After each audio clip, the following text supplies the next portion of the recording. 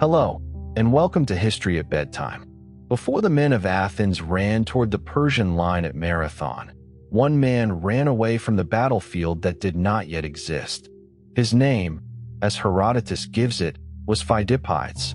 He was a professional day runner, one of those extraordinary messengers trained to cross mountain paths and stony roads at a pace ordinary travelers could not sustain. In late summer of 490 BCE, the Athenians sent him north and west from their city with a request that could not be trusted to a horse, a ship, or a slower chain of messengers. A Persian fleet had crossed the Aegean. Eretria had fallen. The enemy had landed on the plain of Marathon. Athens needed Sparta. The road was more than 200 kilometers. It climbed through the passes beyond Eleusis, crossed the Isthmus of Corinth, and entered the rugged country of the Peloponnese. Dust gathered on Pheidippides' legs. Springs became calculations. Every delay belonged to the Persians. Somewhere behind him, farmers were leaving fields. Families were carrying possessions inside the city walls, and men who owned shields were assembling by tribe.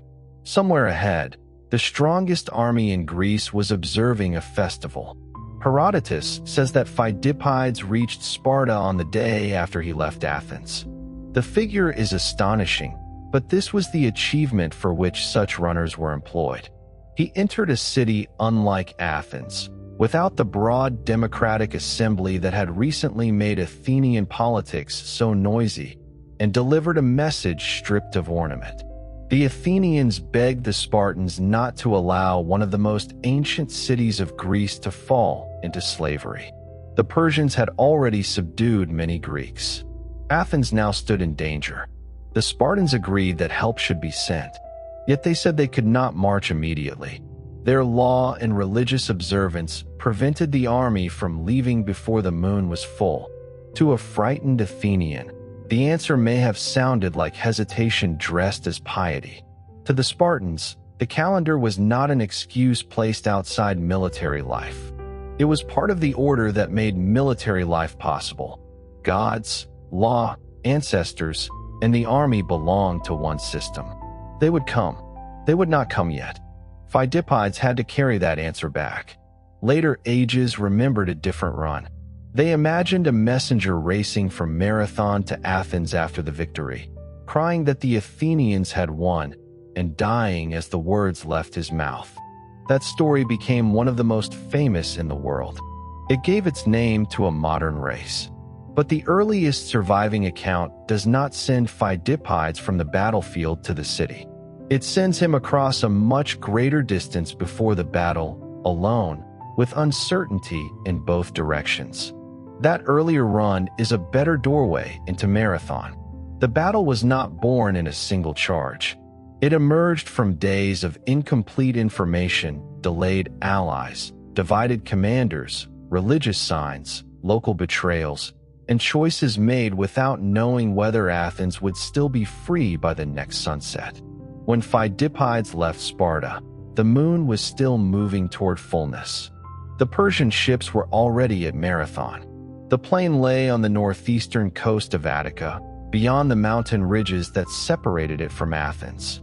It was broad enough for cavalry and infantry to deploy, close to good beaches, and supplied with water. Marshes narrowed parts of its northern and southern edges. Low hills rose inland. Roads led through passes toward the city. For an invading force arriving by sea, it was one of the most useful landing grounds in Attica. The Persians had not selected it by studying only the shape of the shore.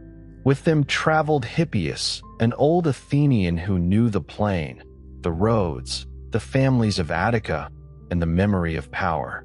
Decades earlier, Hippias had ruled Athens as a tyrant. The word did not yet carry every association it would acquire later. A Greek tyrant was a man who held personal power outside the ordinary hereditary or constitutional order. Hippias' father, Pisistratus, had governed with skill, protected some existing laws, supported religious festivals, and strengthened the city while ensuring that ultimate authority remained in his household. After Pisistratus died, Hippias and his brother inherited the regime. Then an assassination killed the brother. Suspicion entered the government. Hippias became harsher. Opponents were exiled. Eventually, Spartan intervention helped drive him from Athens. The city that expelled him did not settle into peace. Aristocratic families competed over what should replace the tyranny. Cleisthenes, seeking support against a rival, reorganized the citizen body and gave the assembly a wider political role. Old regional loyalties were broken and recombined into 10 new tribes. A council of 500 prepared public business. Citizens voted directly. The experiment was young, unstable, and still entangled with the ambitions of powerful families. Hippias had not accepted that Athens no longer belonged to him. He had sought assistance in the Aegean and then at the Persian court. To King Darius, the exiled ruler offered more than a personal grievance. He offered local knowledge and a possible government for a conquered city. Restoring Hippias could turn Athens from an unpredictable enemy into a dependent community ruled by a man who owed his return to Persia. So when Persian hulls darkened the bay of Marathon, they carried not only soldiers and horses, but an alternative future for Athens. The expedition had crossed a world already shaped by Persian power. The empire of Darius stretched from the Aegean shores of Anatolia across Mesopotamia and Iran towards Central Asia and the Indus Valley and south into Egypt. No Greek city possessed resources remotely comparable to it. Royal roads connected administrative centers. Couriers carried orders between provinces. Local languages, laws, temples, and elites often continued under imperial supervision. Tribute moved toward the king. Soldiers moved when summoned. Rebellions were punished, but diversity itself was not usually treated as a problem to be erased. This mattered because later memory often reduced Marathon to free Greeks facing enslaved Persians. The men in the Persian expedition were not a single anonymous mass, and the empire did not operate by turning every subject into a personal slave of the king. The army contained people from different regions, equipped according to different traditions, serving under an imperial command that had learned to combine archery, cavalry, infantry, engineering, and naval transport. Some were compelled by obligation. Some belonged to allied or subject communities. Some were members of military elites with traditions as proud as those of any Greek aristocrat. The Persians did not arrive expecting to destroy a civilization called the West. No such united civilization existed. Greek cities fought one another constantly, and many had already accepted Persian authority. The expedition aimed to punish Eretria and Athens for supporting revolt, secure the Aegean approaches, and restore a friendly ruler where resistance had developed. From the imperial court, these goals could appear limited and reasonable. From Athens, the fleet looked like the end of the political world. The quarrel had begun across the sea in the Greek cities of Ionia. Those cities stood along the western coast of Anatolia and on nearby islands. They spoke Greek, worshipped Greek gods, and participated in a wider Greek culture, but they existed within the Persian imperial system. Local tyrants often governed under Persian protection. Tribute was paid. Persian power stood behind the political order. Around 499 BCE, revolts spread through the region. Its causes were local, personal, economic, and political rather than the simple awakening of a nation. Aristagoras of Miletus, after a failed expedition and threatened position, abandoned tyranny and appealed to wider Greek resistance. He crossed to mainland Greece seeking support. Sparta refused. Athens, perhaps persuaded by kinship with the Ionians, perhaps eager to weaken Persian influence, perhaps carried by the confidence of its new democracy, sent 20 ships. Eretria sent 5. The allied force marched inland and burned Sardis, the Persian administrative center in the region, though the citadel held. Fire spread through the lower city and reached a sanctuary. The Greeks then retreated. The Athenians soon withdrew from the revolt, but withdrawal did not erase the insult.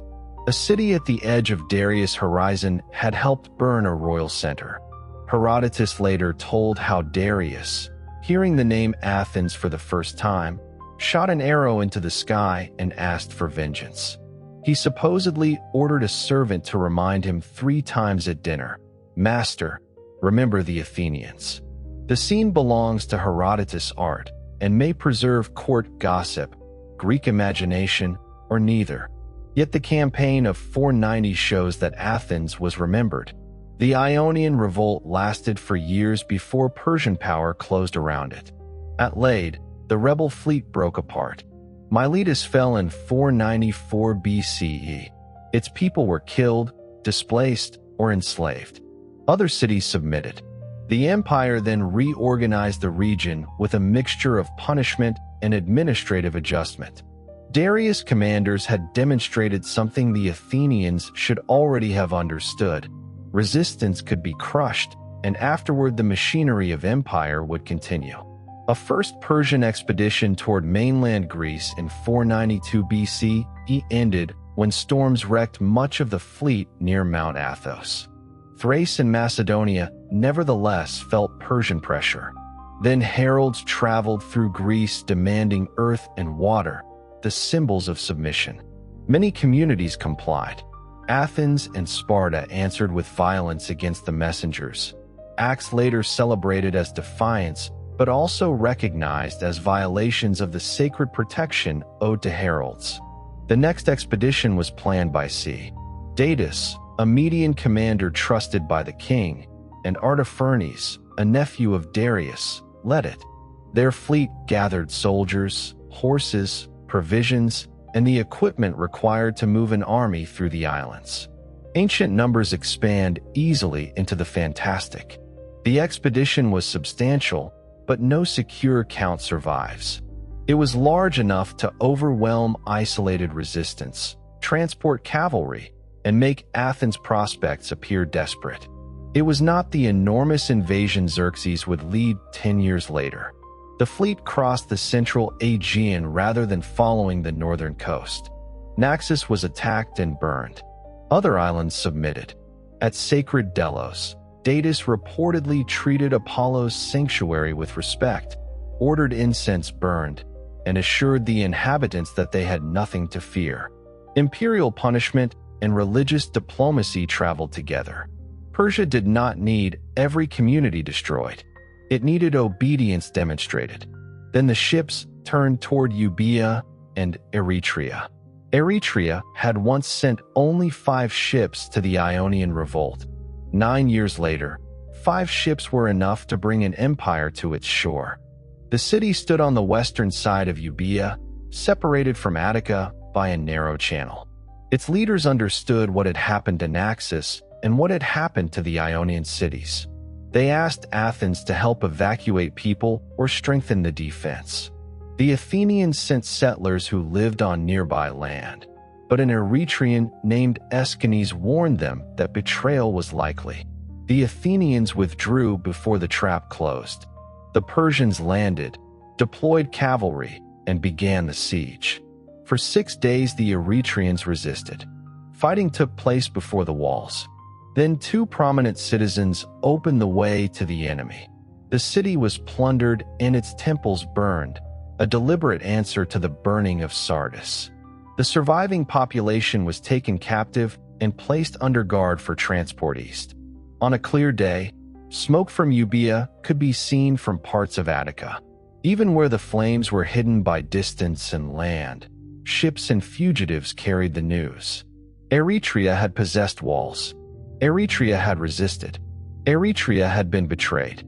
The Persian fleet crossed the narrow sea and entered the Bay of Marathon. Hippias, according to a story Herodotus preserves, dreamed that he slept with his mother, which he interpreted as a sign that he would return to the land of his birth, recover authority, and die old. When he stepped ashore, he sneezed and coughed so violently that a loose tooth fell into the sand.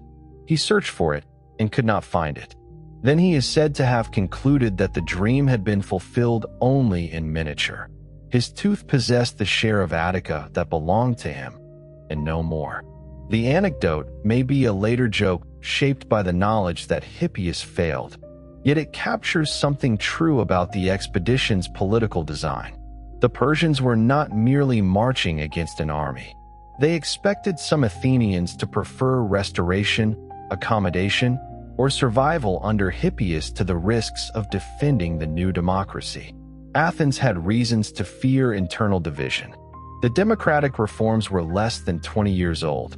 Men who had benefited from tyranny or lost influence under the new order still lived in Attica. Aristocratic rivalry had not disappeared when the assembly gained authority. Political families made foreign connections. Exiles waited for opportunities. The question was not only whether an Athenian army could resist Persia, but whether the city would remain united long enough to try. News of the landing moved through the demes, the local communities into which the citizens of Attica had been organized. Messengers called men to arms. Fields, workshops, and houses released those who possessed hoplite equipment and the status to serve in the heavy infantry. Each man was responsible for much of what he carried: a bronze-faced shield, a spear, a short sword, a helmet, body armor of bronze or layered linen, and protection for the legs represented a serious investment. Poorer citizens could not necessarily equip themselves in the same way. The army that assembled therefore reflected the property structure of the democracy as well as its political ideals. The shield was the center of the hoplites' world. It was large, round, and held through a band on the forearm with a grip at the rim. It protected much of the man carrying it and part of the man beside him. In formation, individual courage mattered, but not in the form celebrated by lonely heroes. A hoplite survived because neighbors remained close. If one man fled, he opened danger for others.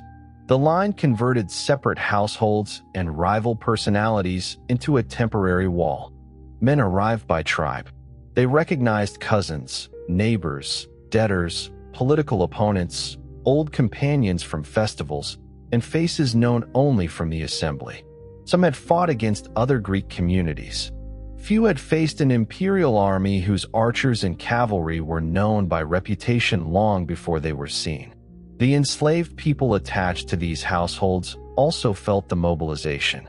Some accompanied masters as attendants, carrying equipment, preparing food, tending animals, and helping the wounded.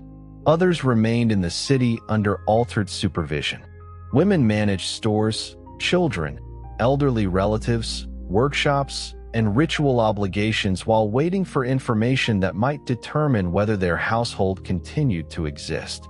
Medics, the resident foreigners whose labor and trade contributed to Athens but who did not share full citizenship, also faced the possibility of conquest without possessing an equal voice in the decision to resist. It is tempting to imagine all Athens marching together. In reality, the decision belonged to a restricted body of male citizens, and even among them enthusiasm could not have been uniform. Some men owned land on the Marathon Plain and knew that delay exposed homes and crops. Some feared Persian cavalry.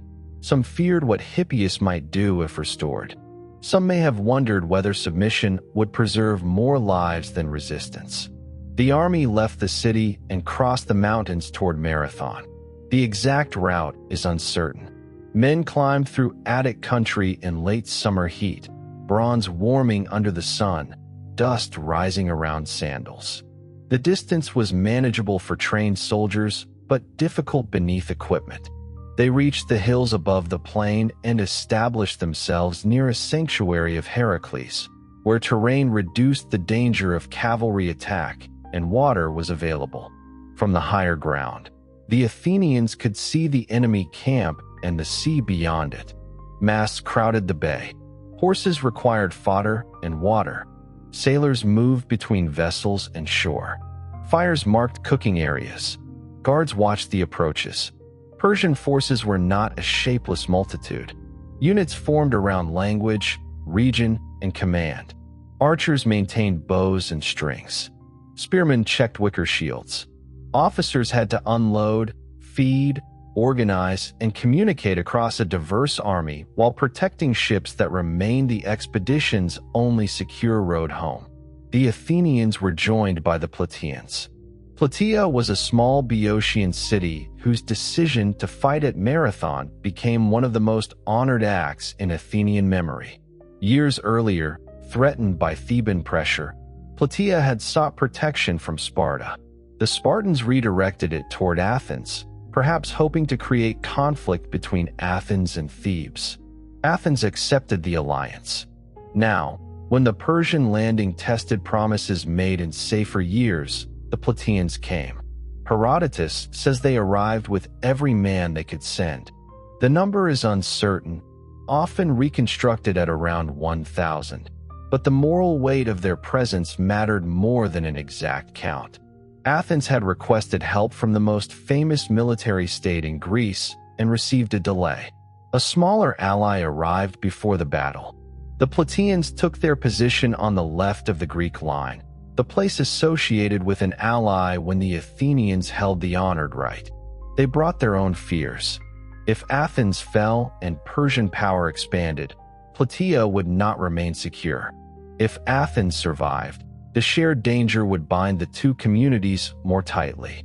Men from the smaller cities stood on the same plain, facing a fleet that had crossed an empire. Meanwhile, Pheidippides ran toward Sparta. Herodotus adds another story to the journey.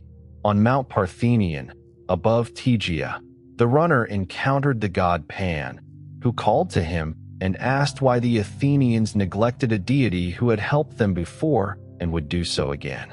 After the victory, Athens established a sanctuary for Pan beneath the Acropolis and honored him with sacrifices and a torch race. The encounter cannot be separated neatly into fact or fiction. Pheidippides may have experienced exhaustion, fear, a dreamlike vision, or a story later attached to the route. What matters for the Athenians is that the god entered the narrative before the battle. Marathon would not be remembered as a human achievement alone. Heroes and divine powers were imagined moving across the same landscape as soldiers. At the camp near the sanctuary of Heracles, every day, without Spartan arrival, sharpened the command problem. Athens had 10 elected generals, one from each tribe. The arrangement reflected the democracy's effort to distribute authority and prevent a single commander from converting military success into tyranny. Yet an army confronting immediate danger could not act as a debating society forever. The generals had experience of different kinds and political support from different groups. Their formal equality did not make their judgment equal in the eyes of the soldiers. Miltiades possessed the most relevant knowledge. He had ruled in the Thracian Chersonese, the long peninsula controlling the waterway toward the Black Sea. His career was not that of a simple democratic patriot. He came from an elite family, had exercised personal authority abroad, had operated within Persian power, and had survived the ambiguous loyalties of the Ionian revolt. He understood Persian strengths, imperial logistics, and the dangers of local political collapse. He also had enemies. After returning to Athens, he had faced prosecution for tyranny in the Chersonese. The democracy had acquitted him, perhaps because his experience was valuable, perhaps because his connections were strong, perhaps because Athenians could condemn tyranny at home while accepting complicated forms of power overseas. Later tradition placed Themistocles among the generals at Marathon and associated Aristides with command there as well. The evidence for their precise roles is less secure than it is for Miltiades and Callimachus, and later Athenian memory had reasons to gather famous men onto the victorious plain. Still, both belonged to the generation whose politics would be shaped by the battle. Themistocles would become the architect of the naval strategy used against Xerxes. Aristides would be remembered for justice and would command at Plataea. No one standing at Marathon could know which names would become permanent. Above the 10 generals stood the polemarch Callimachus, an elected official from the demi of Aphidna. The office had once carried greater military authority. Under the democracy, its functions were changing, but Callimachus still held a significant place in the decision. The democracy itself was already present in the formation. Cleisthenes' 10 tribes were not merely electoral districts. They reorganized military service. Men from the coast, city, and interior were combined into new civic units intended to weaken older regional factions. On the plain, those tribes would have to stand beside one another. A political map was about to become a battlefield order. This gave the approaching decision a significance deeper than the later slogan that democracies fight bravely. The new system had to prove that citizens divided by property, locality, and family rivalry could act through institutions they had only recently created. The 10 generals embodied the risk of distributed command. The tribal regiments embodied its possible strength. If the army collapsed through faction, Hippias could claim that democracy produced disorder. If the line held, Athens would possess a different answer. The test was not fully democratic by any modern meaning of the word, and it did not erase the unusual importance of Miltiades' experience. Women, medics, enslaved people, and poorer residents without hoplite equipment remained outside the decision or carried its risks without equal authority. Even among citizens, wealth shaped who could stand in the armored line. The institutions were barely 2 decades old. No burial mound yet made them ancestral. No painted stoa had turned uncertainty into memory. They still had to survive the morning. The commanders waited, watched, and argued. The landing itself required a degree of organization easy to overlook once attention moves to the charge. Ships did not simply touch the beach and release an army ready for battle. Horses had to be led or lifted from transports without injury. Saddles, bridles, fodder, water containers, shields, bows, arrows, spare strings, cooking equipment, tents, and grain came ashore in an order that prevented the beach from becoming blocked. Men who had spent days crowded aboard vessels needed space to form into recognizable contingents. Officers had to identify wells, tracks, marsh edges, and defensible positions before the Athenians could exploit confusion. The Persian expedition carried knowledge accumulated across earlier campaigns. Sea transport allowed it to choose targets faster than Greek armies moving by road. Naval crews were largely drawn from subject peoples with long maritime traditions, especially Phoenicians, Egyptians, Cypriots, and Greeks of Asia. The empire supplied command and purpose, but much of the skill that brought soldiers safely through the islands belonged to communities incorporated into its power.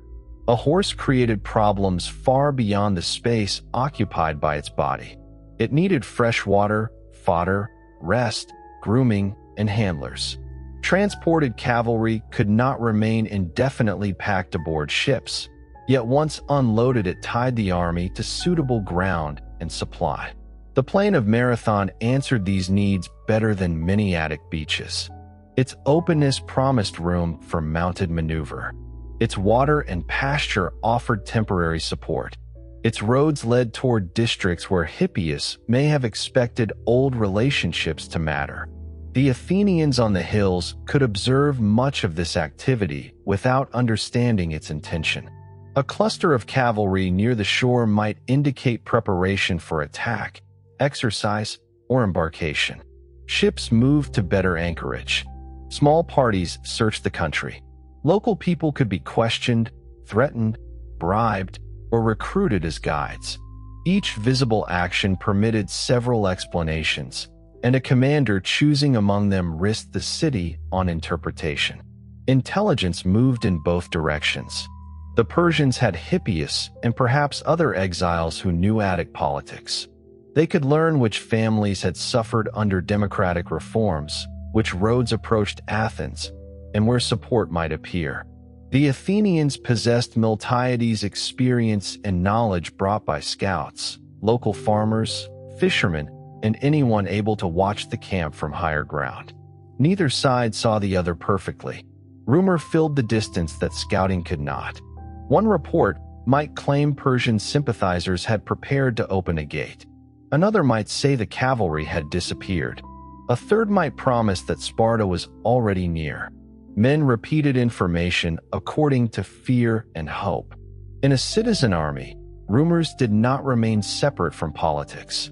Every soldier belonged to a household and demi where rivalries had histories. Suspicion could attach to a family name before evidence arrived. The generals therefore guarded not only a military position but a civic coalition. A prolonged standoff could weaken that coalition. Farmers worried about land exposed to foraging. Wealthy men feared property near the coast. Citizens whose families had once prospered under Pisistratiid rule might be watched by neighbors. Men who opposed immediate battle could be accused of cowardice or treason even when their argument was strategically reasonable. Waiting for Sparta seemed safer in numerical terms, yet it also conceded initiative. The Persians could sail before the allied army arrived. They might leave a force at Marathon to hold the Athenians while the fleet threatened Phaleron. They might land elsewhere. The Greeks could not defend every beach while keeping their heavy infantry together. Attacking too soon carried the opposite danger. If cavalry remained available, the open plain could become lethal. If the Greek line broke, there was no second army behind it. The walls of Athens were not prepared to absorb a major siege. The men debating on the hillside understood that no option removed risk. They were choosing the kind of risk they believed the city could survive. The ordinary soldiers experienced this strategic uncertainty through routine. They cooked barley meal, repaired sandal straps, shifted shields out of direct sun, and searched the plain for familiar landmarks. Some could see farms belonging to men in the ranks. Others had never visited Marathon before. Plataeans learned the names Athenians used for paths and springs. Attendants moved among tribal contingents carrying messages and provisions.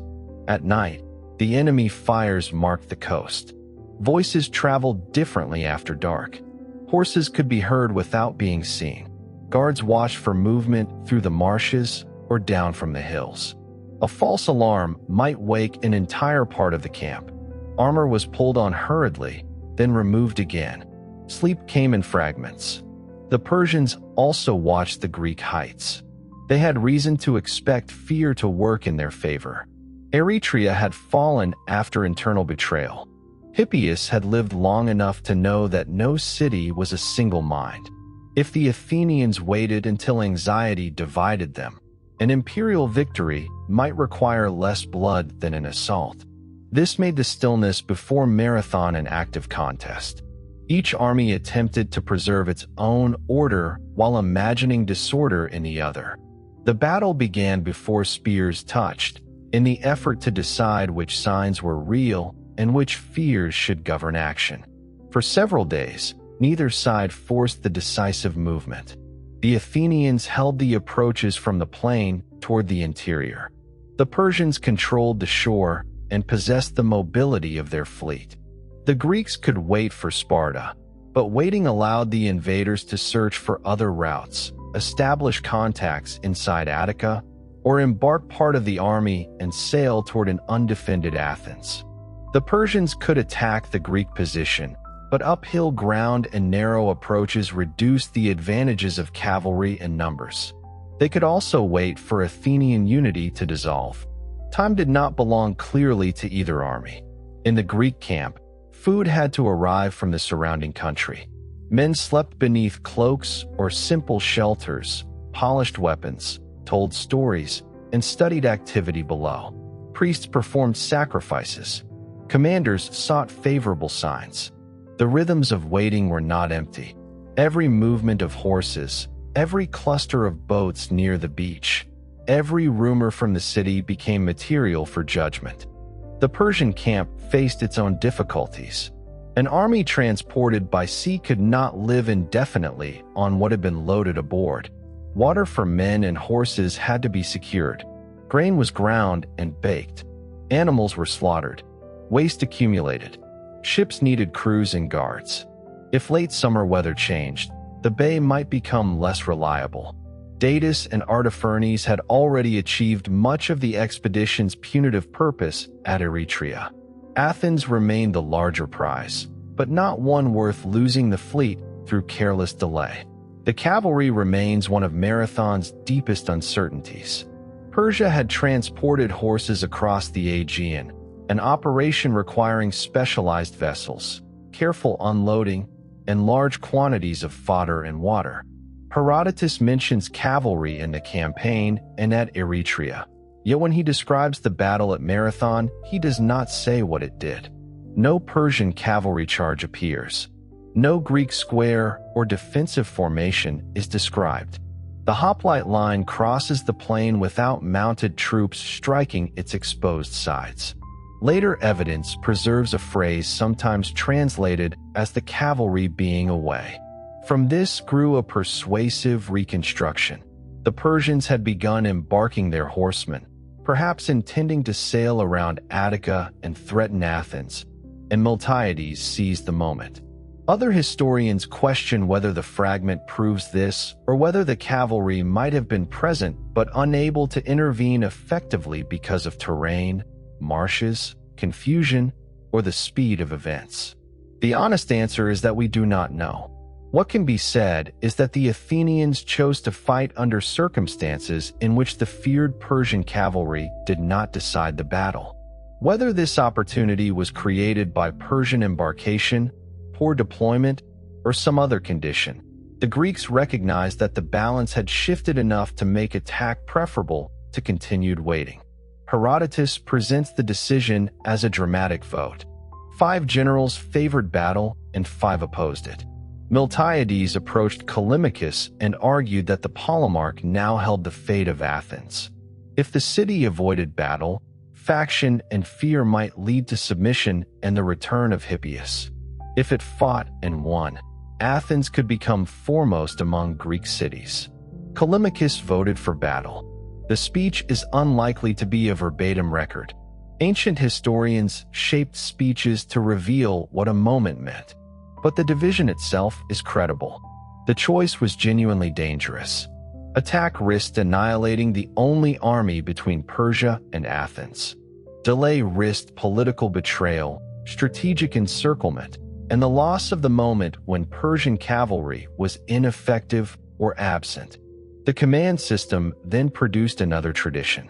Herodotus says each general held command for 1 day in rotation, and those who supported Miltiades gave their days to him. Miltiades nevertheless waited until his own appointed day before ordering battle. Modern readers have questioned the literal mechanics of this arrangement. Yet the story reflects a central tension of the young democracy. Athens needed coordinated command without surrendering the principle that military authority belonged to elected citizens rather than a permanent master. Before battle, names had to become positions. Callimachus stood on the right wing, the place of honor. The Plataeans held the left. The 10 tribal contingents formed the Athenian line between them. Miltiades faced a problem of width. If he formed the army at the usual depth, the Persian line might extend beyond both flanks and envelop the Greeks. If he stretched to match the enemy's frontage, he would have to reduce depth somewhere. Herodotus says the center was made only a few ranks deep while the wings retained greater strength. This is sometimes celebrated as a brilliant plan designed from the beginning to draw in the Persian center and close around it. That interpretation may be correct.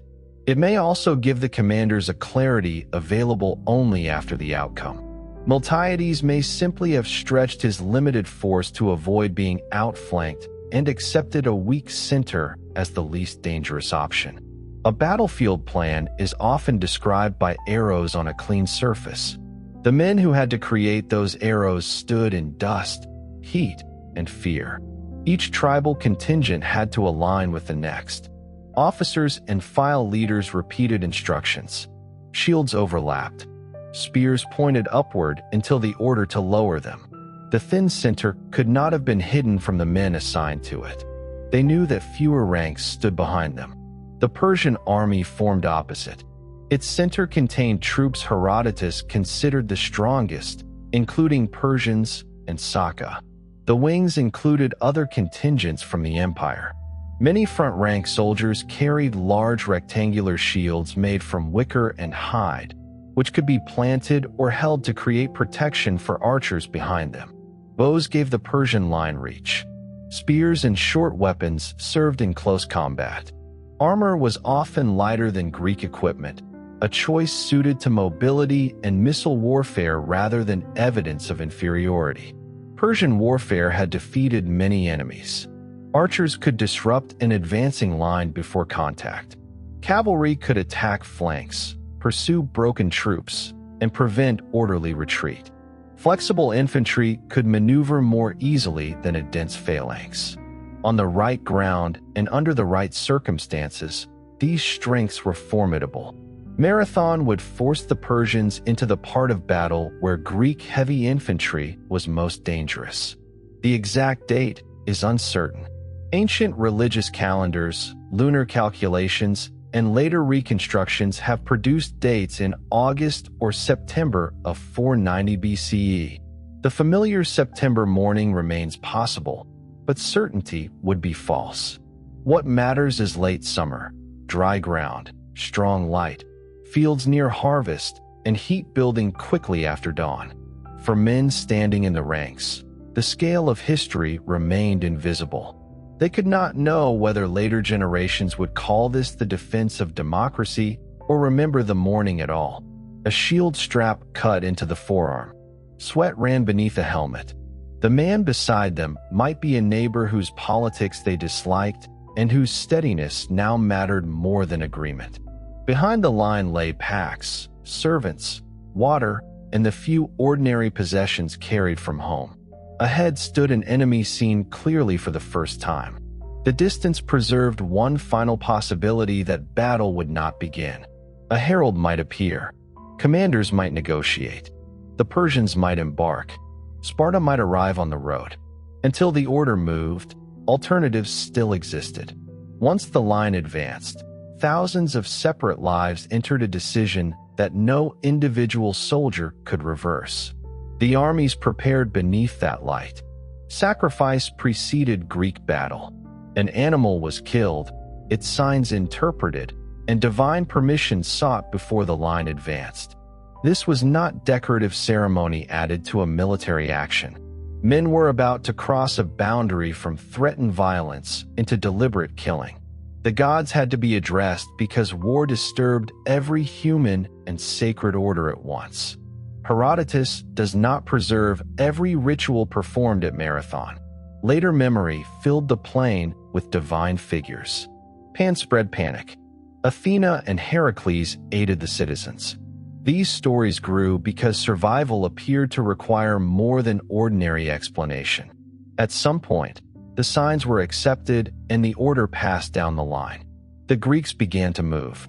Herodotus says the distance between the armies was no less than 8 stadia, roughly 1.5 kilometers, and that the Athenians ran the entire way. He calls them the first Greeks known to have charged at a run and the first to endure the sight of Persian dress without fear. The statement helped define the battle as a sudden moral transformation.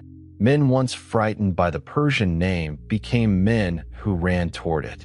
A full run over that distance in formation, while carrying heavy equipment, would have been exhausting and difficult. Experimental reconstruction and common sense suggest a more measured approach. The Greeks may have advanced rapidly, then broken into a run only when they entered effective arrow range. Different parts of the line may have moved at different paces. Herodotus may have compressed a complex advance into one unforgettable action. But the run, however long it lasted, mattered. The space between armies is where imagination can destroy discipline. The Persian line grew larger with every step. Arrows began to rise. A bowshot heard at a distance becomes a hiss near the body.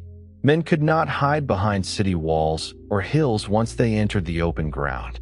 They had to preserve alignment while instinct urged them to look upward, crouch, or move faster than neighbors. Persian commanders reportedly regarded the advance as madness. The Greeks had no visible cavalry and few archers. They were rushing across open land toward a force trained to kill at distance. The Athenians understood the same facts differently. Remaining at distance meant allowing the archers more time. Closing meant accepting a brief danger in order to reach the combat for which hoplite equipment had been built. The first arrows fell. Some struck shields with a sound like hard rain. Some caught bronze and glanced away. Others found legs, throats, faces, and gaps between armor. A man who fell in the front rank became an obstacle for those behind him. A shield dropped at the wrong angle could expose a neighbor. Officers shouted. Flute music, used in some Greek armies to regulate movement, is not securely recorded here. Whatever rhythm had guided the advance was swallowed by running feet and the noise of missiles. The final distance disappeared. Spears lowered. The two lines met. The collision did not resemble the clean meeting of two solid blocks. The Persian front included shield bearers, archers, spearmen, and men drawn from different contingents. The Greek line arrived unevenly after its rapid advance. Spears broke. Shields struck shields, bodies, and faces. Men in the rear pressed toward noise they could not see. Men in front fought inside a space suddenly too small for every weapon. Older descriptions of hoplite battle often imagined a literal mass shove, each side driving forward like opposing walls. There was certainly pressure. A shield braced on the forearm could transmit force from body to body, and ranks behind supported those ahead. Yet battle also consisted of stabbing, slipping, opening and closing gaps, stepping over the fallen, and trying to preserve enough order that the formation did not become a crowd. On the Greek wings, heavier armor and longer spears gave the Athenians and Plataeans a strong advantage once they reached close combat. Wicker shields that had served against arrows and lighter infantry did not offer the same protection as the Greek round shield in a sustained clash. The Persian wings began to give ground. At the center, the opposite occurred. The strongest Persian and Saka troops pressed against the deliberately or necessarily thinned Greek line. The Athenians there could not rely on the same depth as the wings. Men were driven backward. Some units lost cohesion. Herodotus says the Persians broke through the Greek center and pursued inland.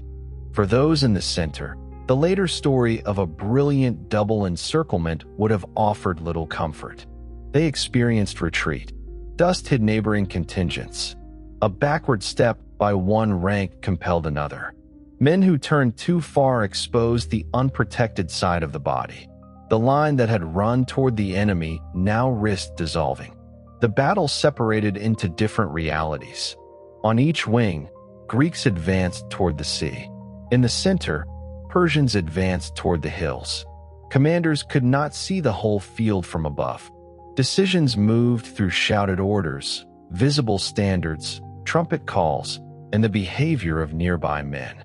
The Greek wings did not continue a blind pursuit. They turned inward. Whether this maneuver had been planned from the beginning or recognized in the moment, it transformed the battle.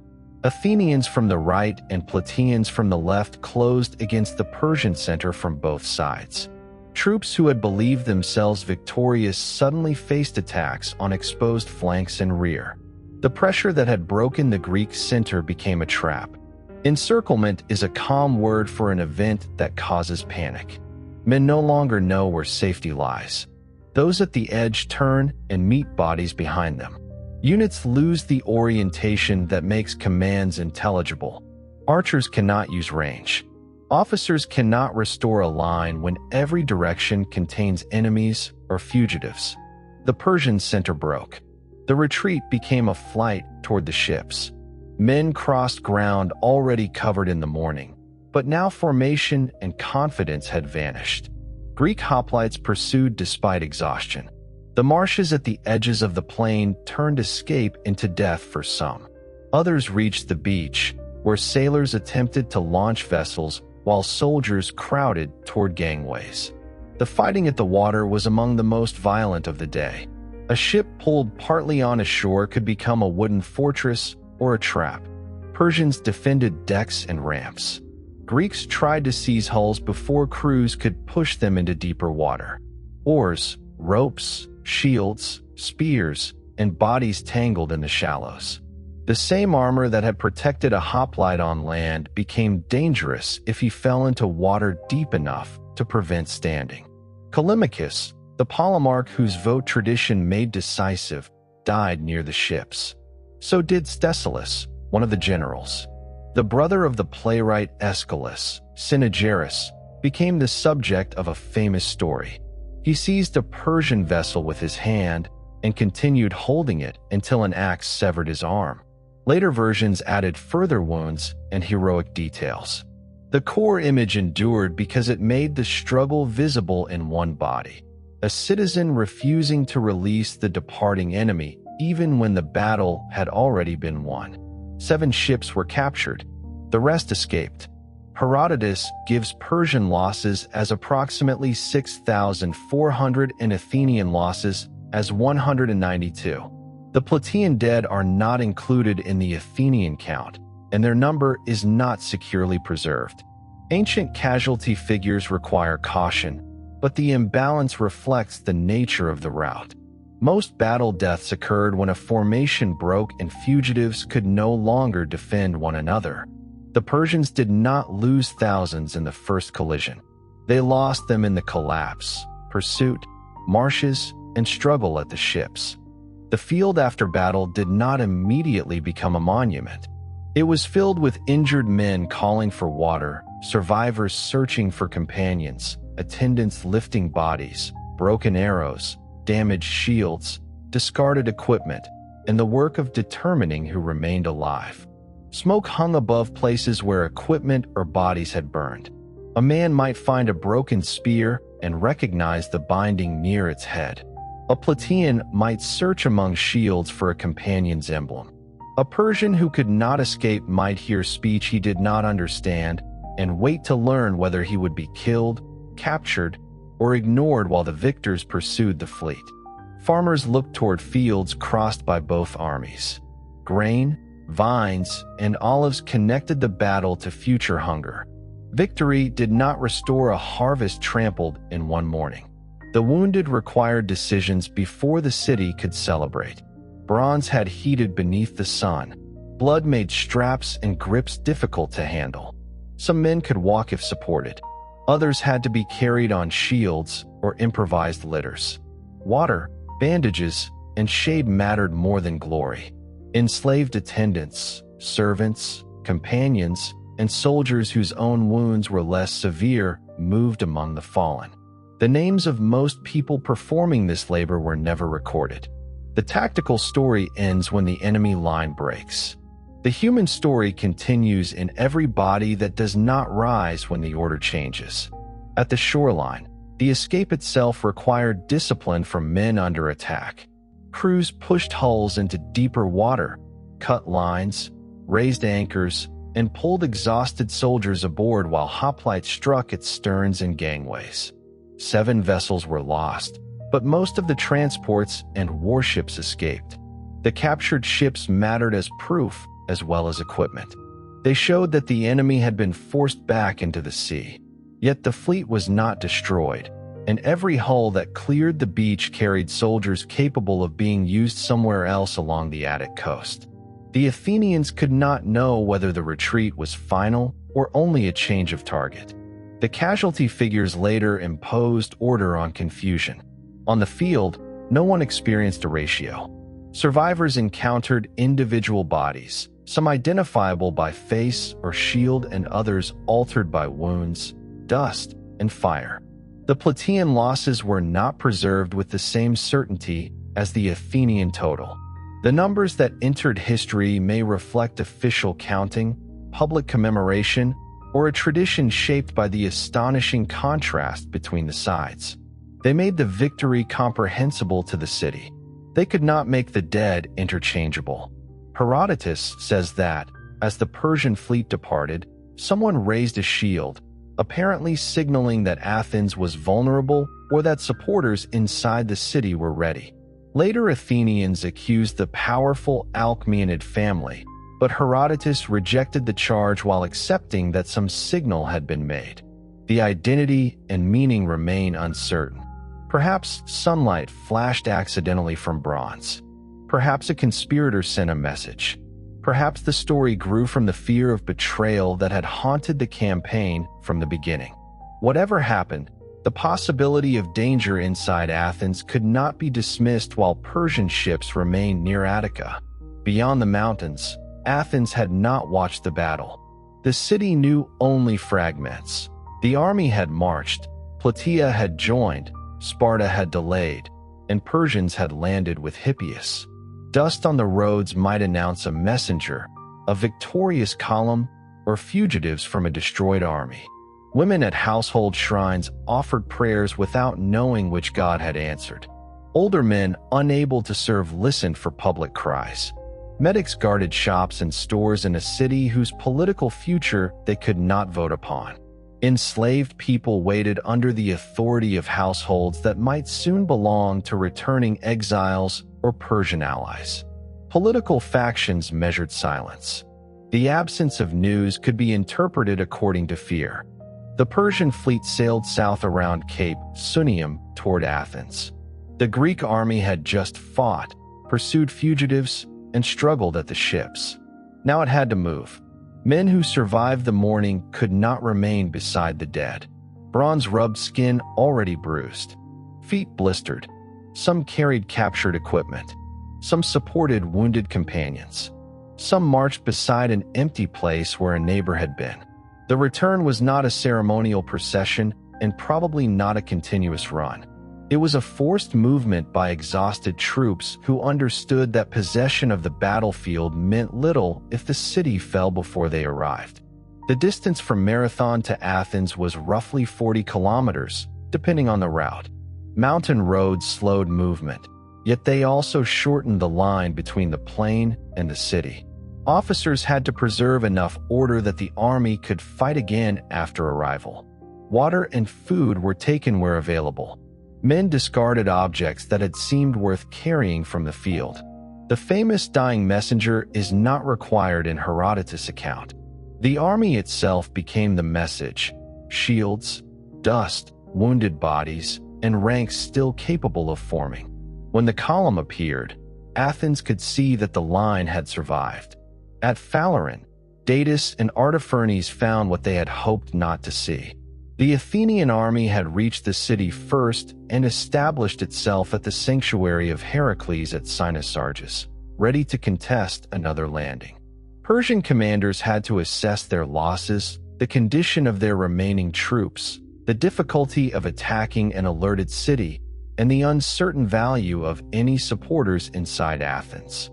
The sea route that had given the expedition freedom of movement still offered a way to withdraw. They did not throw away the surviving force in a second hazardous assault. For a time the fleet remained offshore. Then the ships turned east. Athens had not destroyed Persian power. It had survived this expedition. The morning after victory did not reveal every consequence at once. Athens had survived, but its fields near Marathon had been crossed by an army. Houses and farms in the region required inspection. Wounded men developed fever. Families learned names. Captured equipment had to be divided, dedicated, stored, or displayed. The city thanked gods whose aid it believed had been visible in events. Messengers carried news to allies and rivals. Political opponents began arranging the story before the blood had fully dried. Only after the fleet withdrew could the victory be understood as secure. The moon continued toward fullness. 2,000 Spartans marched north and reached Attica after the decision had already occurred. Herodotus says they covered the distance in 3 days. They went to Marathon, inspected the battlefield and the Persian dead, praised the Athenians, and returned home. Their late arrival became part of the story, but the delay did not mean Sparta had abandoned the struggle forever. 10 years later, Spartan soldiers would stand at Thermopylae and lead on the field at Plataea. In 490, however, the Athenians and Plataeans had faced the expedition without them. The plain then received its dead. Greek custom usually returned war dead to their communities, but the Athenians who fell at Marathon received the exceptional honor of burial where they had fought. Their cremated remains were placed beneath the mound later called the Soros, and their names were recorded by tribe. The monument linked the political structure of Cleisthenes Athens to sacrifice on the battlefield. Pausanias, writing centuries later, also described another grave for the Plataeans and for enslaved participants. Archaeology and the identification of monuments on the plain remain debated, but the ancient memory is significant.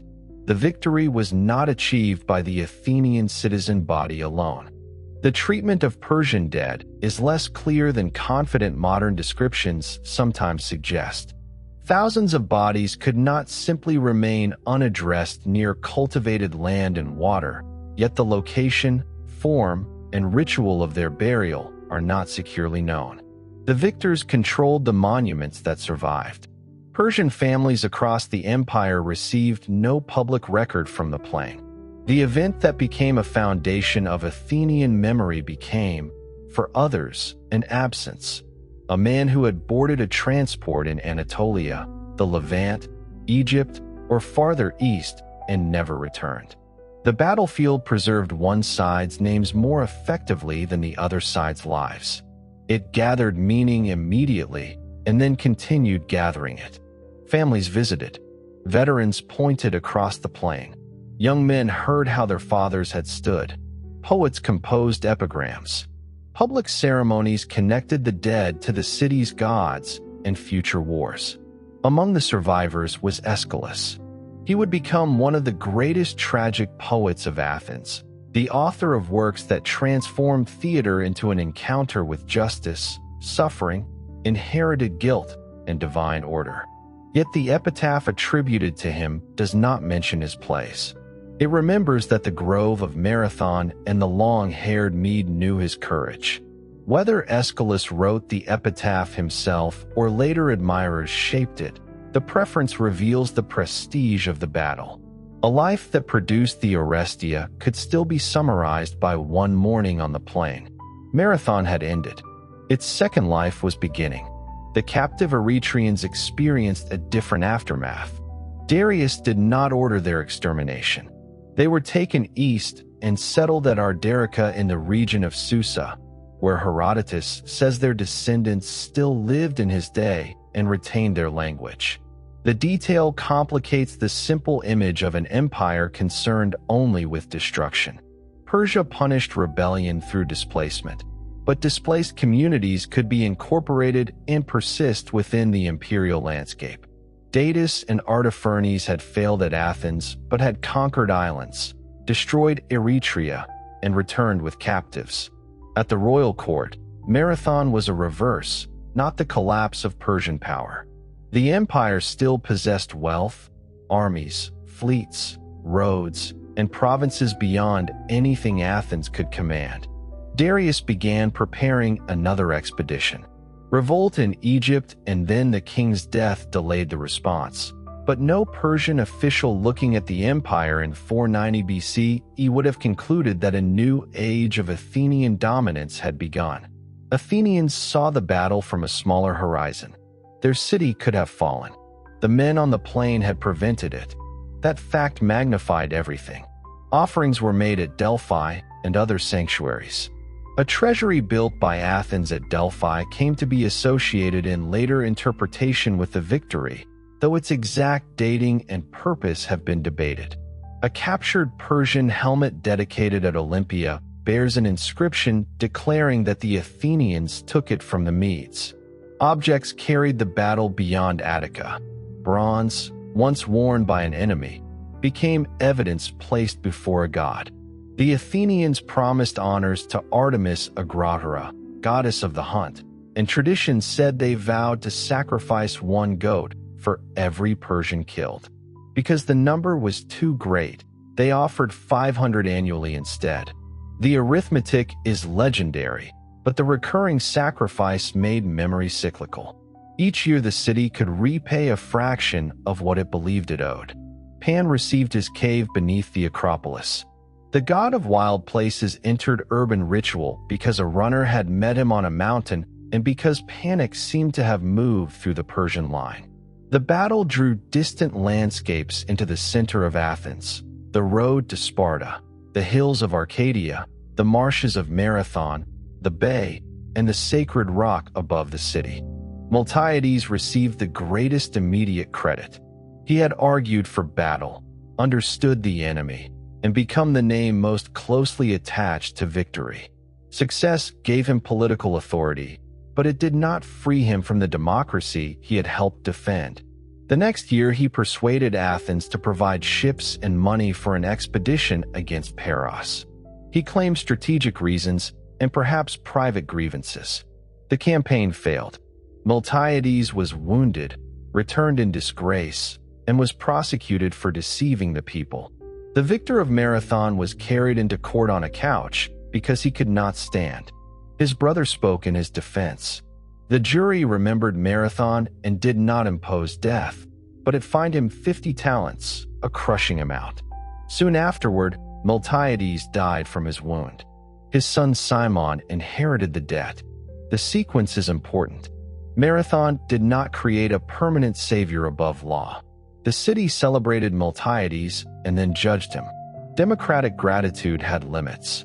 A man could be indispensable one year and accountable the next. Callimachus could not face such a reversal because he had died at the ships. The dead are easier for cities to preserve than complicated survivors.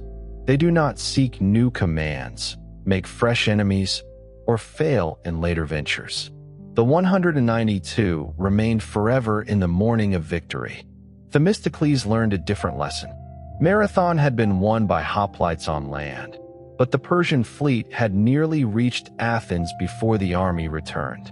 The ships had carried cavalry across open water, selected the place of attack, and threatened to make the land victory irrelevant.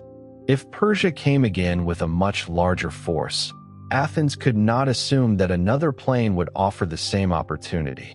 In the years after Marathon, Themistocles argued that Athens needed ships.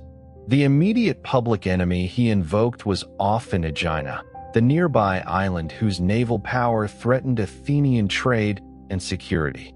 Persia remained in the background. When a rich new seam of silver was discovered in the Laurion mining district, many citizens expected the revenue to be distributed. Themistocles persuaded them to invest in a fleet. The silver came from underground labor performed largely by enslaved men in dangerous conditions. Narrow galleries, poor air, darkness, heat, dust, and the constant threat of injury made the mines one of the harshest foundations of Athenian power.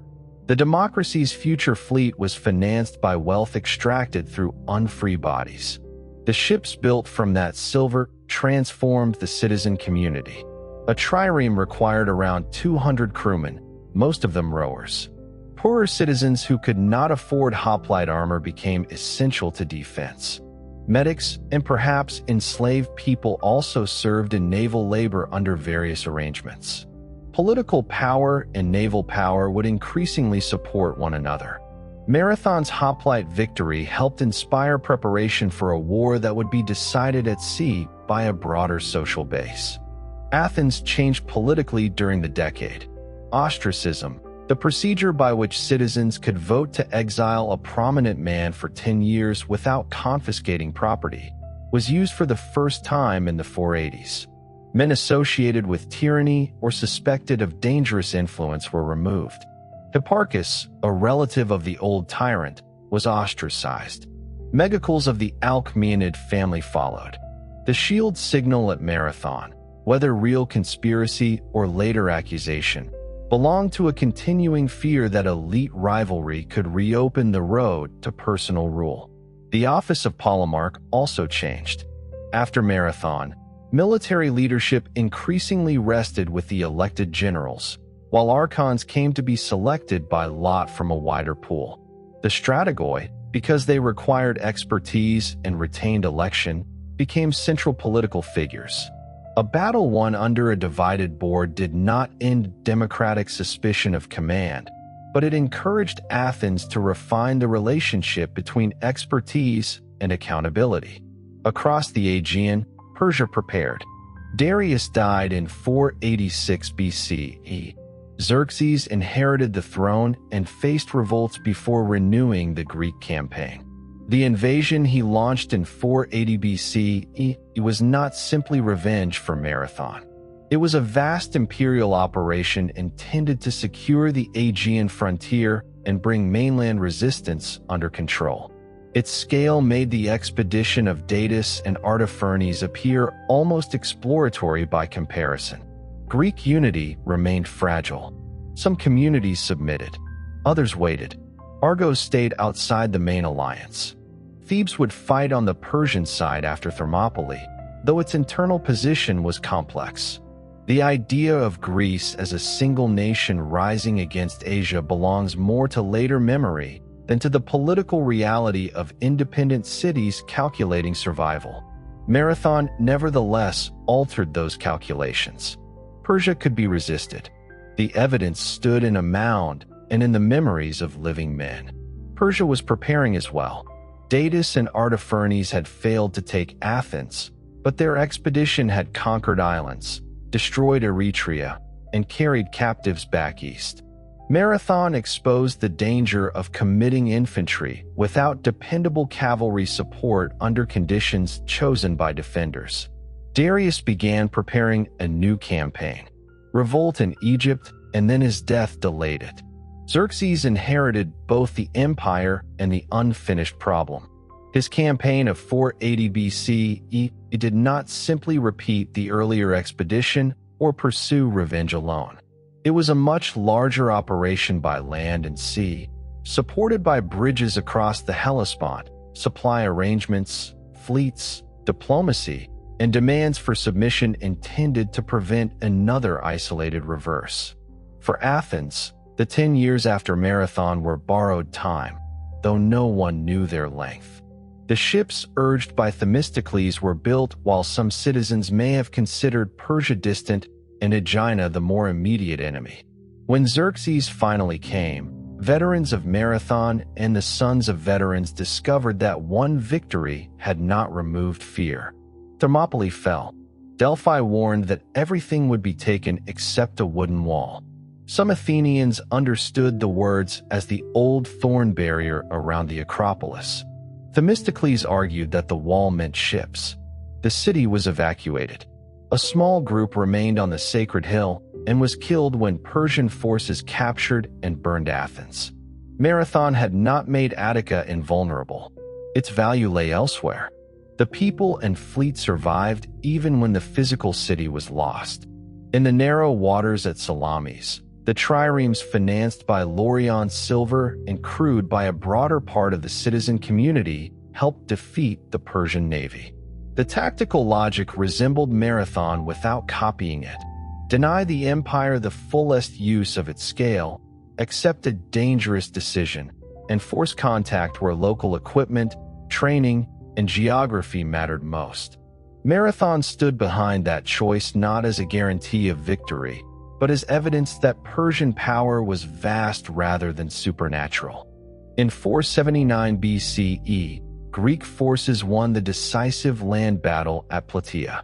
Sparta supplied the leading battlefield command it had missed at Marathon. Plataean soldiers fought again and saw their own territory become the setting of a much larger victory. Mycale followed across the Aegean, and the immediate threat of Persian conquest receded. Only then could Marathon be placed at the beginning of a completed sequence. The generation of 490 had not saved Greece by itself. It had preserved Athens long enough for ships to be built, alliances to form, strategies to change, and a second invasion to be met under very different conditions.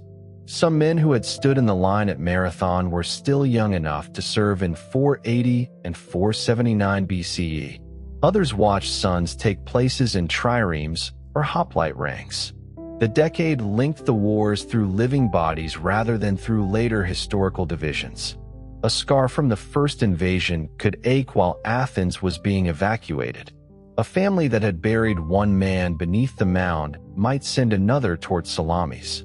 Plataean households that had already lost relatives beside the Athenians again faced Persian forces on their own land. For these people, Marathon was not yet a polished founding legend. It was remembered weather, fear, equipment, names, and the knowledge that victory had bought no permanent safety. Memory entered the city through walls, speeches, names, and repeated comparisons. In the Stoa Poikile, the painted stoa on the northern side of the agora, artists created a vast public image of Marathon. The work was completed decades after the battle, when many people still knew veterans and families of the dead. It showed successive phases rather than one frozen instant. Greeks moving into battle, Persians fleeing toward the marsh, fighting at the ships. Athenians, Plataeans, and enemies occupied the same painted landscape. Gods and heroes appeared as participants. Athena stood near Heracles. Theseus rose from the earth. The local hero Marathon gave the plain a sacred personality. A mysterious rustic figure named Eketlis, the man with the plow handle, was said to have killed Persians before vanishing. An oracle later instructed the Athenians to honor him as a hero. The painting did not reproduce a neutral report. It organized memory. Individuals could be identified. The dead stood forever before the moment of death. The city's victory unfolded under divine attention in one of the busiest public spaces of Athens. A citizen waiting for a court case, buying oil, meeting a friend, or sheltering from rain could look up and see Marathon. Foreign visitors saw it. Children asked who the figures were. Politicians spoke within reach of the image. Philosophy itself passed through the Stoa. Centuries later, the Stoic school would take its name from the colonnade. Public art made forgetting difficult, but it also made selection inevitable. The painting could show Plataeans because their loyalty strengthened the story. It could show gods because divine favor dignified the city. It did not have to show anxious families in Athens, enslaved attendants carrying equipment, the disagreement among generals, or men who had considered submission. Victory simplified the past into a form useful for the present. The veterans became the marathonomachoi, the marathon fighters. In comedy and political memory, they represented an older generation of endurance, discipline, and plain speech. As Athens grew richer and more imperial after the Persian Wars, writers looked backward to men supposedly less corrupted by luxury and clever argument. This contrast was partly invented. The veterans had belonged to the same ambitious, unequal, quarrelsome society as their sons. Miltiades himself was no simple farmer called reluctantly to duty. Yet generations often create ancestors suited to their complaints. Marathon supplied Athens with a standard against which every later citizen could be judged and found softer. The battle also entered funeral speech. Athenians developed a tradition of public oratory over war dead, connecting individual sacrifice to the history of the city. Marathon appeared as proof that Athenians had defended freedom not only for themselves, but for Greece. Later speakers enlarged the moral purpose of the men beyond what any soldier on the morning could have known. The word freedom carried real power. Hippias' return would likely have ended or narrowed the democratic order. Persian authority often worked through local rulers. Athens might have retained laws, temples, language, and economic life, but the citizen assembly could no longer claim ultimate control over war and policy if a ruler installed by the king governed above it. The hoplites, therefore, did defend a political experiment. They did not defend universal liberty. Women did not vote for war or command tribes. Medics could not claim equal political rights. Enslaved people had no recognized freedom to defend. Even among male citizens, wealth affected military role, influence, and access to time. The democracy was radical within a narrow boundary. The Persian soldiers were also not the passive property imagined by later slogans. They fought for pay, obligation, loyalty, status, community, and imperial order in combinations as varied as those motivating Greeks. Some came from peoples conquered within living memory. Some belonged to regions long integrated into the empire. Their officers sought honor and advancement. Their families waited far from Marathon without knowing the name of the plain where many would disappear. Calling the battle free men against slaves therefore reveals more about Greek self-presentation than about the full human reality. Herodotus, writing roughly half a century later, helped create the enduring contrast while also complicating it. He admired Greek freedom and showed how debate among citizens could generate courage.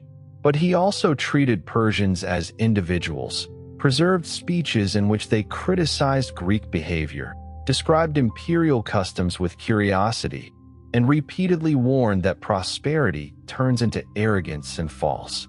His Marathon is a miracle of courage, but it stands inside a history where no people owns wisdom permanently. The number of Persian dead became part of the miracle. 6,400 against 192 Athenians produced a ratio too dramatic to forget. The figures may derive from an official count, battlefield tradition, or a symbolic structure now invisible to us. They should not be repeated as if modern investigators verified each body. Yet neither should the scale of the rout be dissolved into skepticism.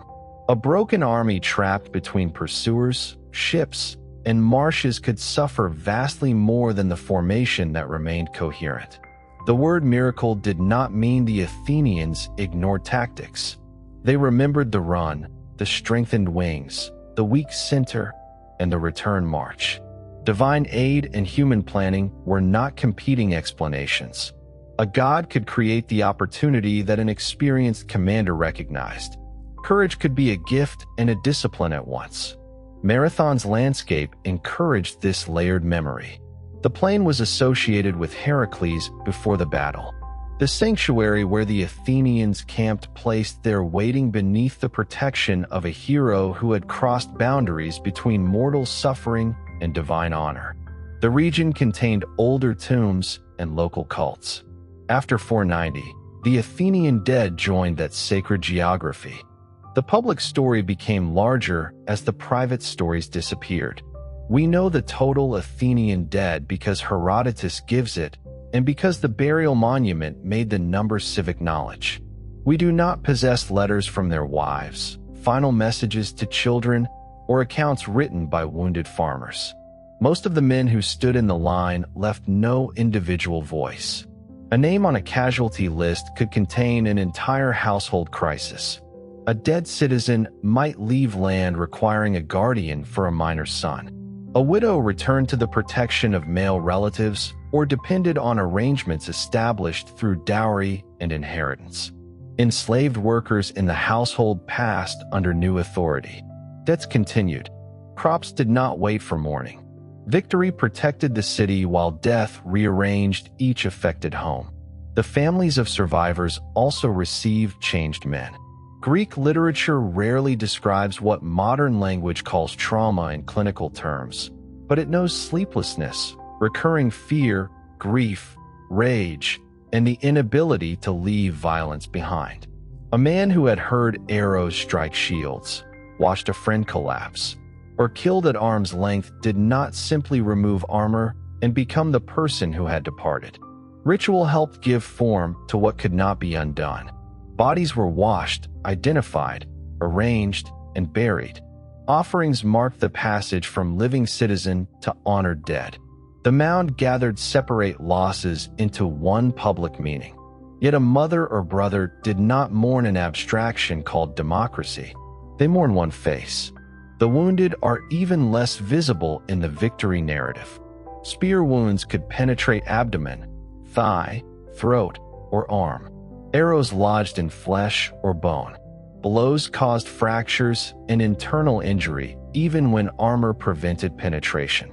Infection turned survivable wounds into death over days. Greek medicine possessed practical knowledge of cleaning, bandaging, extracting missiles, and setting bones, but no antiseptic system could protect every patient. Attendants and companions carried men from the field. Water was as urgent as glory. A wounded hoplite's equipment might have to be cut away. Bronze heated beneath the sun. Blood made grips slippery. The men who performed this labor rarely appear in tactical accounts, but without them the cost would have been greater. Enslaved attendants may have fought in moments of crisis or helped at the ships, although the evidence does not allow a clean list of their roles. Later commemoration associated enslaved participants with a burial on the plain. Their presence unsettles the simple claim that Marathon belonged only to free citizen soldiers. A person denied political freedom could still labor in the preservation of the city that denied it. The Plataeans faced another problem of memory. Athens naturally made itself the center of the victory. The smaller ally could become a loyal supporting figure in an Athenian drama. Yet the Plataeans had made an independent and dangerous choice. They had arrived when Sparta had not.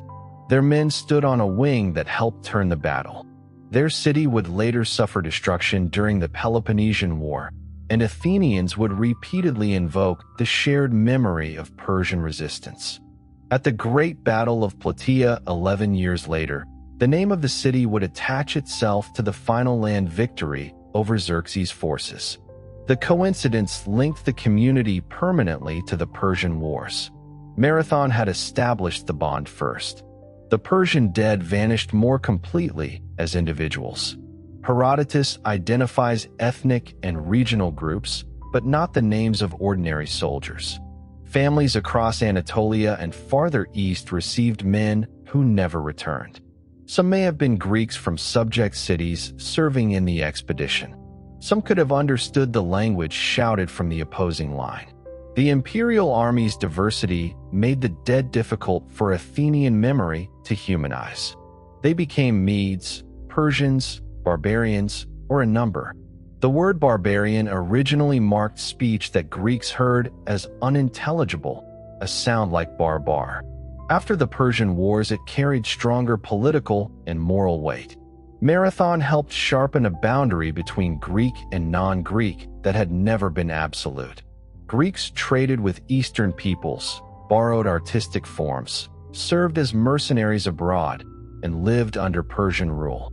Yet the battle encouraged a story of two worlds facing each other across a field. The equipment dedicated after victory made that difference visible. Soft caps, patterned clothing, bows, and lighter shields contrasted with bronze helmets and round hoplite shields. Athenian vase painters and sculptors learned to represent Persians through distinctive trousers, sleeves, and weapons. The enemy became immediately recognizable in art. Recognition could contain admiration as well as contempt. Persian luxury, horsemanship, archery, and imperial scale fascinated Greeks.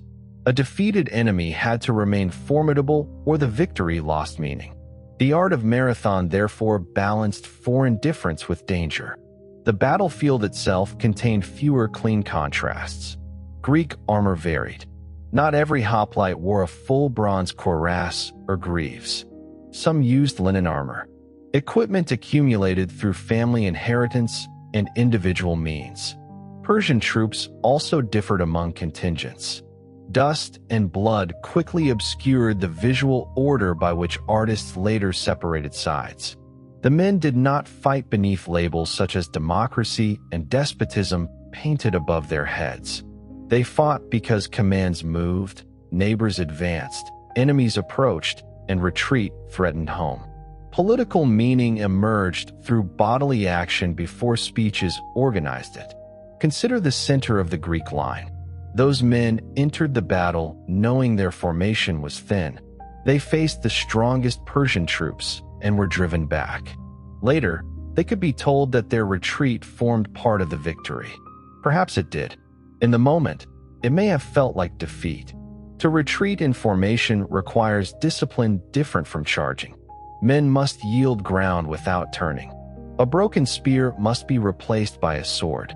A fallen companion cannot always be recovered. Dust narrows vision.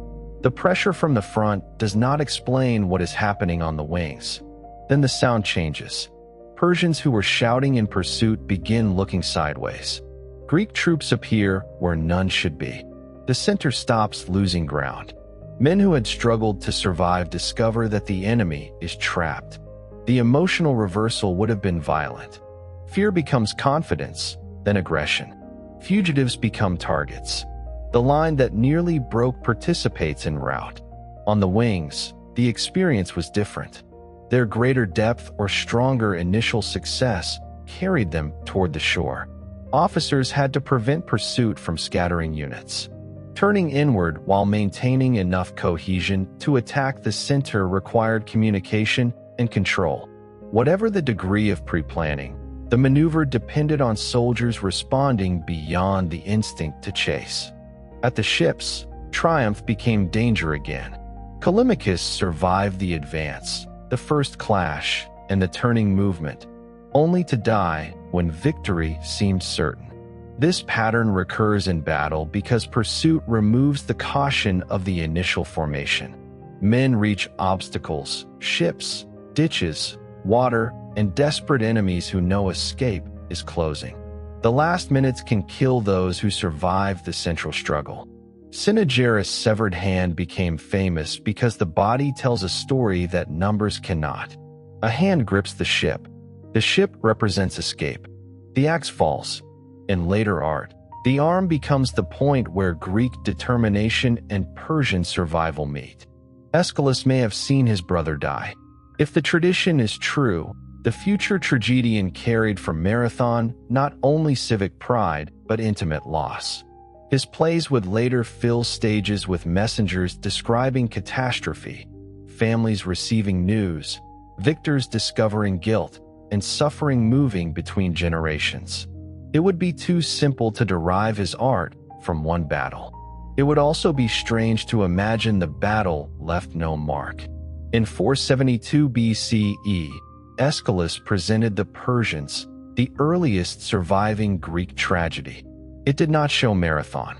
It dramatized the Persian court after Salamis, where an imperial family and chorus receive news of disaster. The defeated enemy is given grief, dignity, and error. The play celebrates Greek victory, but it also forces an Athenian audience to listen from the other side. Some spectators had fought at Marathon or Salamis. They watched actors speak as Persian elders and a Persian queen waiting for men who would not return. Theater turned victory into mourning without canceling patriotism. This capacity to look across the line complicates claims that Marathon created a permanent civilizational hatred. Greek memory could demonize Persia, imitate Persia, fear it, admire it, and imagine its sorrow within the same generation. The empire itself remained involved in Greek politics long after the invasions failed. Persian money and diplomacy influenced wars among Greek cities. Greek mercenaries served Persian commanders. Exiles sought support at Persian courts, just as Hippias had done. In the 4th century BCE, Persian authority helped dictate settlements among Greek states. The line drawn at Marathon was never an impermeable wall. Later Athenian leaders inherited that language. Cimon, son of Miltiades, overcame his father's debt and became a prominent general and statesman. His career joined family prestige to public service. He led campaigns against Persia, brought wealth to Athens, and helped recover the supposed bones of Theseus from the island of Skyros. The hero's return strengthened a civic cult already connected to Marathon's painted memory. Simon's political fortunes also showed that no family owned the victory permanently. He was ostracized during conflict with democratic rivals. Athens could honor Miltiades' household and still exile his son. Marathon belonged to the city before it belonged to descendants. The Acropolis reflected the growing memorial world. The Athenians began a large temple to Athena before Xerxes' invasion, often connected in interpretation with the confidence and offerings that followed Marathon. Persian forces destroyed the unfinished or recently built structures in 480 BCE, when Athenians later raised the Parthenon and other monuments. Broken architectural pieces from the destruction were visible in the rebuilt sacred landscape. The city carried both victory and ruin in stone. The Parthenon was not a simple monument to Marathon. Its construction belonged to the imperial and political world of Pericles decades later. Yet the Persian Wars formed part of its meaning. Mythological battles on temples, Greeks and Amazons, gods and giants, Lapiths and centaurs, could evoke order, defeating dangerous outsiders without naming Persia directly. The victory also changed how other Greeks saw Athens. Before 490, Sparta possessed the strongest military reputation on the mainland. Athens was important, populous, and increasingly active, but its democracy was experimental, and its army had not achieved a victory with this symbolic scale. At Marathon, the city fought with one small ally and without Spartan participation. The result elevated Athens' claim to leadership. That claim would become useful and dangerous. After the Persian Wars, Athens led an alliance intended to continue resistance and protect Aegean Greeks. Contributions of ships and money gradually became obligations to an Athenian empire. Allies who attempted to leave were forced back. Tribute financed war, public employment, and monuments in Athens. The city that celebrated resistance to imperial rule became an imperial ruler. Marathon did not cause this transformation by itself. Naval strength, Persian retreat, economic interests, political ambition, and intercity rivalry all mattered. Yet the moral capital of 490 helped Athens describe leadership as deserved. The city had stood first. The city had saved others. The city therefore claimed authority.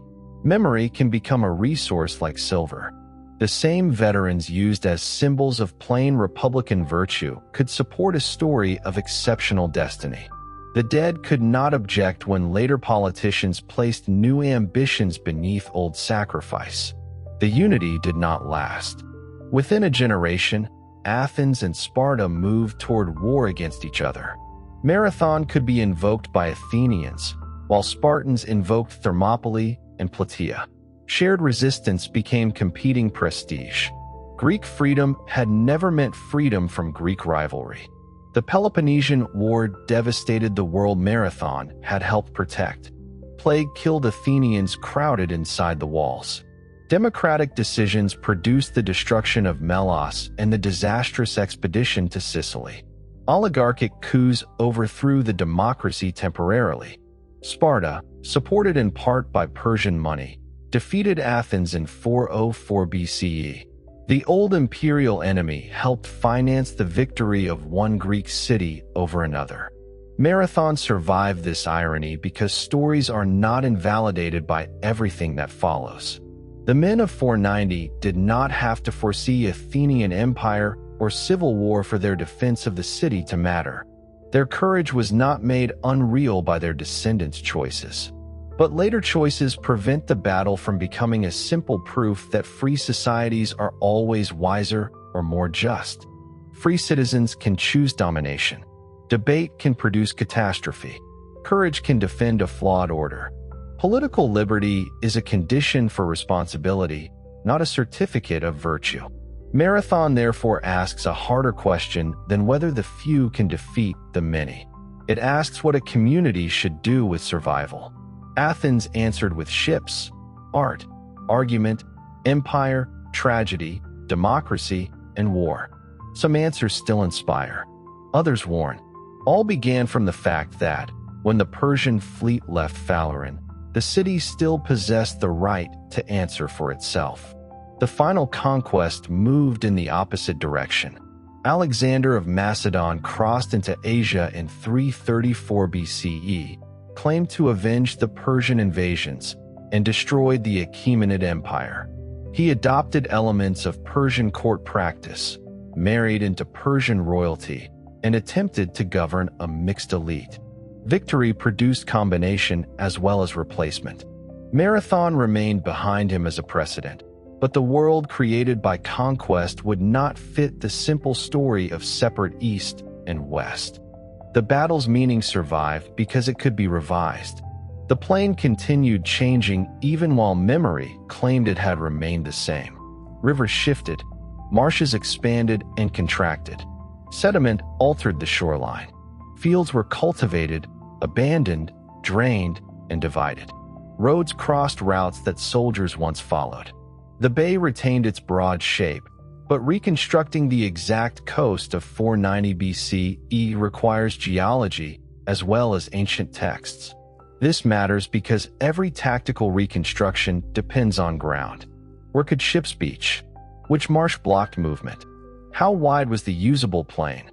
Where did the Greek camp stand? Which road offered the quickest route to Athens?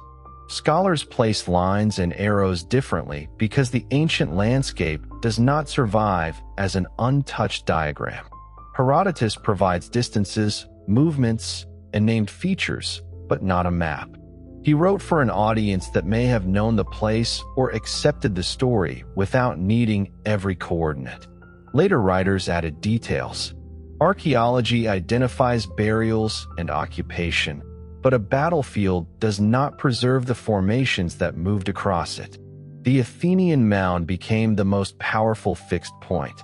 Excavations revealed a layer associated with cremation, human remains, and broken pottery used in funerary ritual. The dead had not simply been placed in a pit and covered. The burial involved ceremony, fire, offerings, and deliberate construction. The mound was an act of architecture as well as mourning.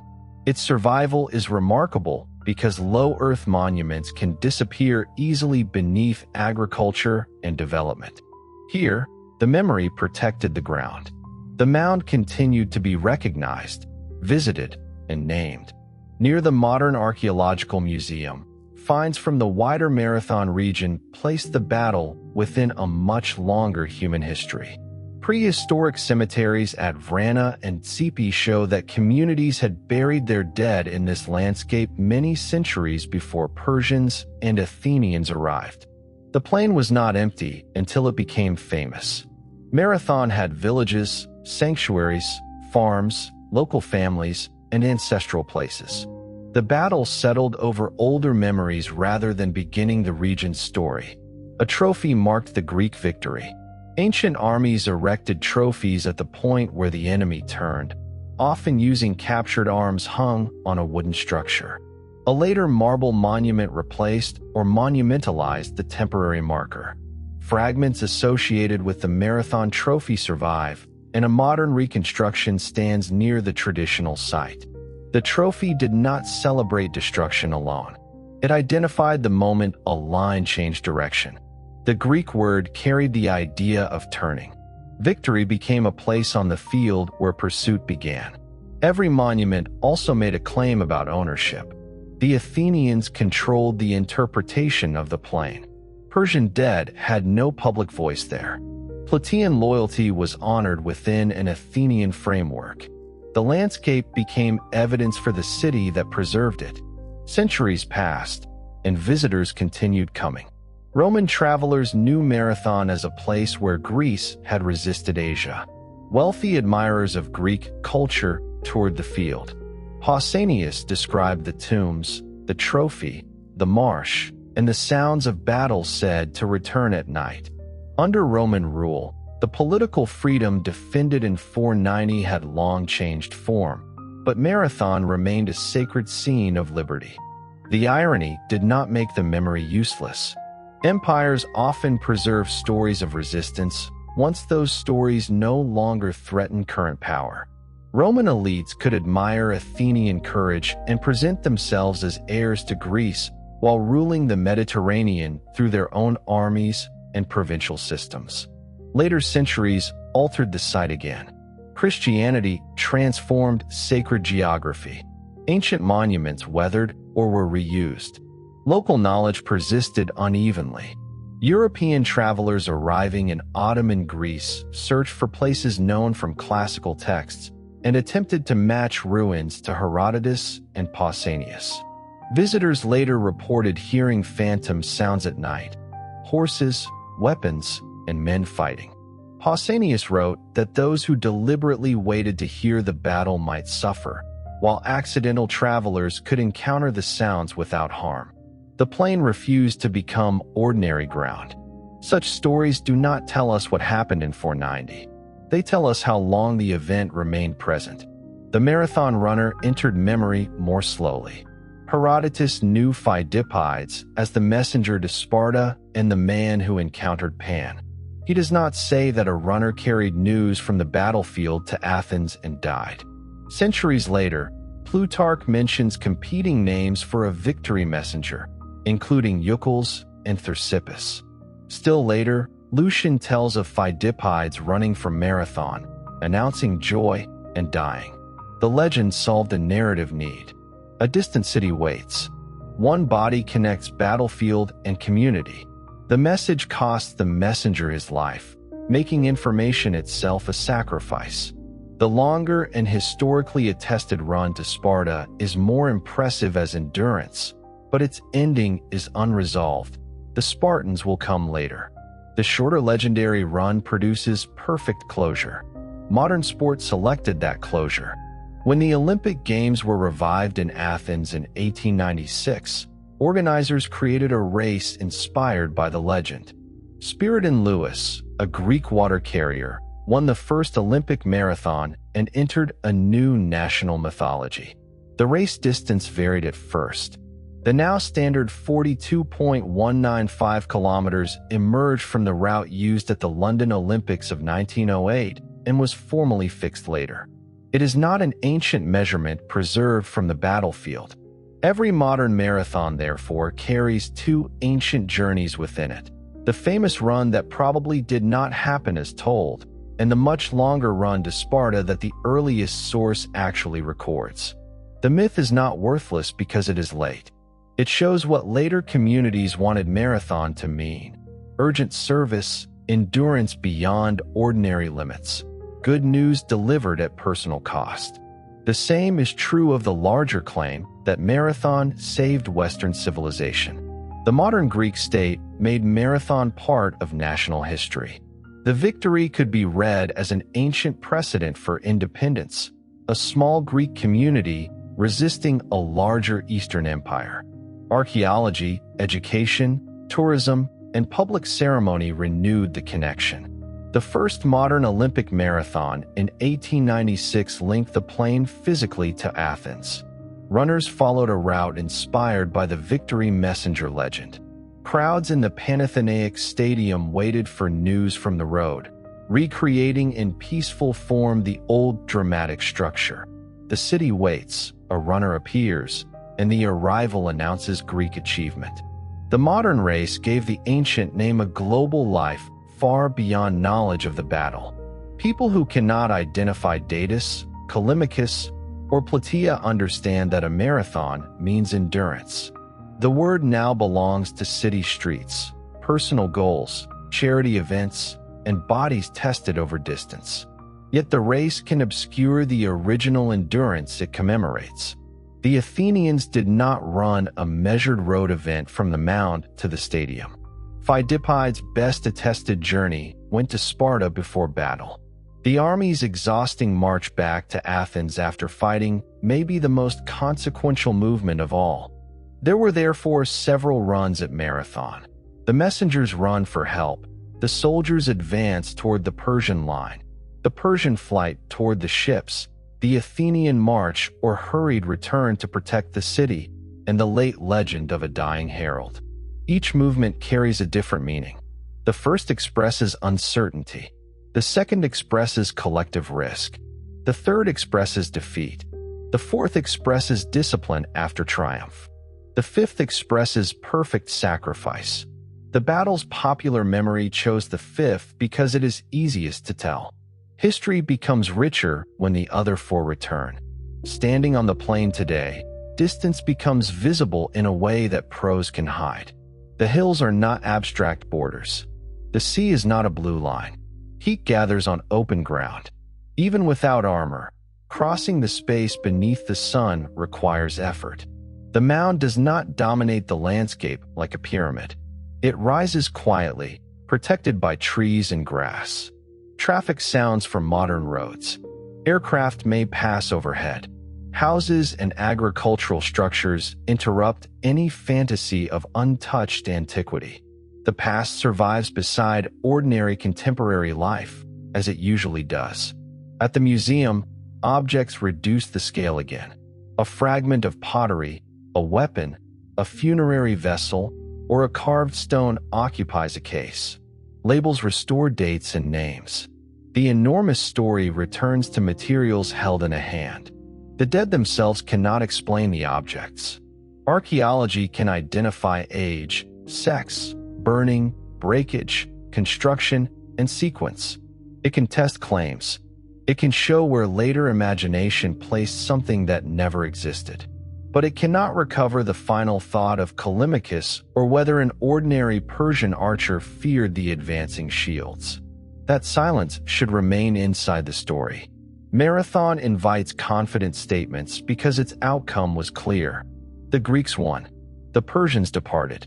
But almost every stage surrounding that outcome contains uncertainty. We do not know the exact day.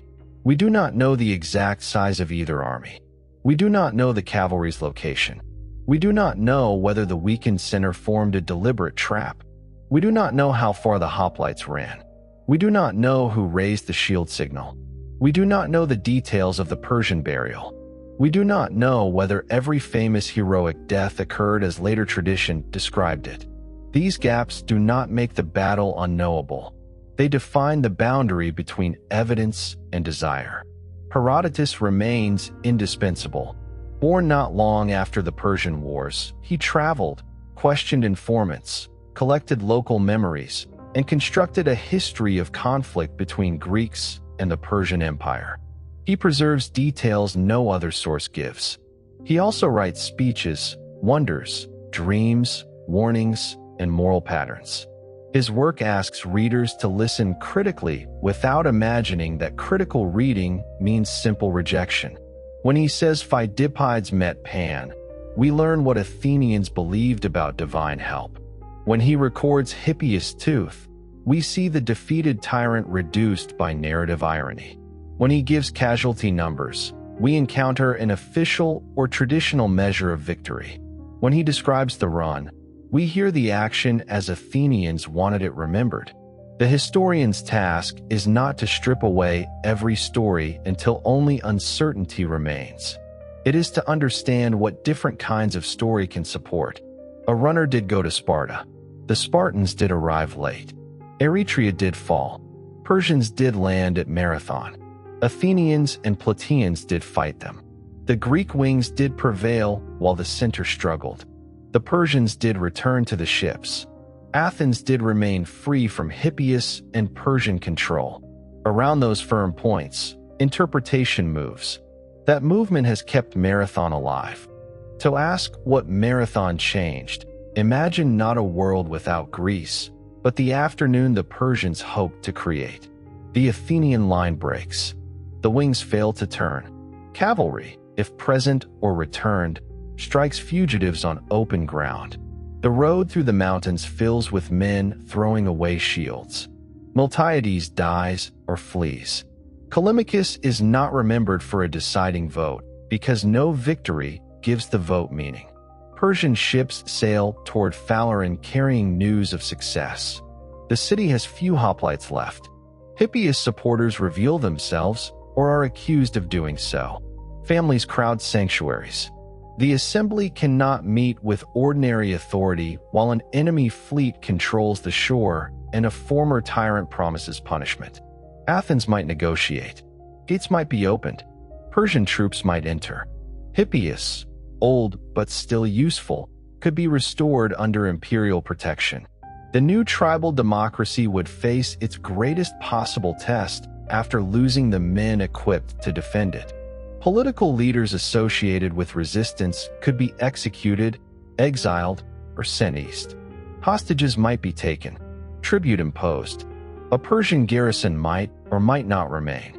The city's temples could survive if submission came before another siege. Its language and local law could continue beneath a ruler answerable to Darius.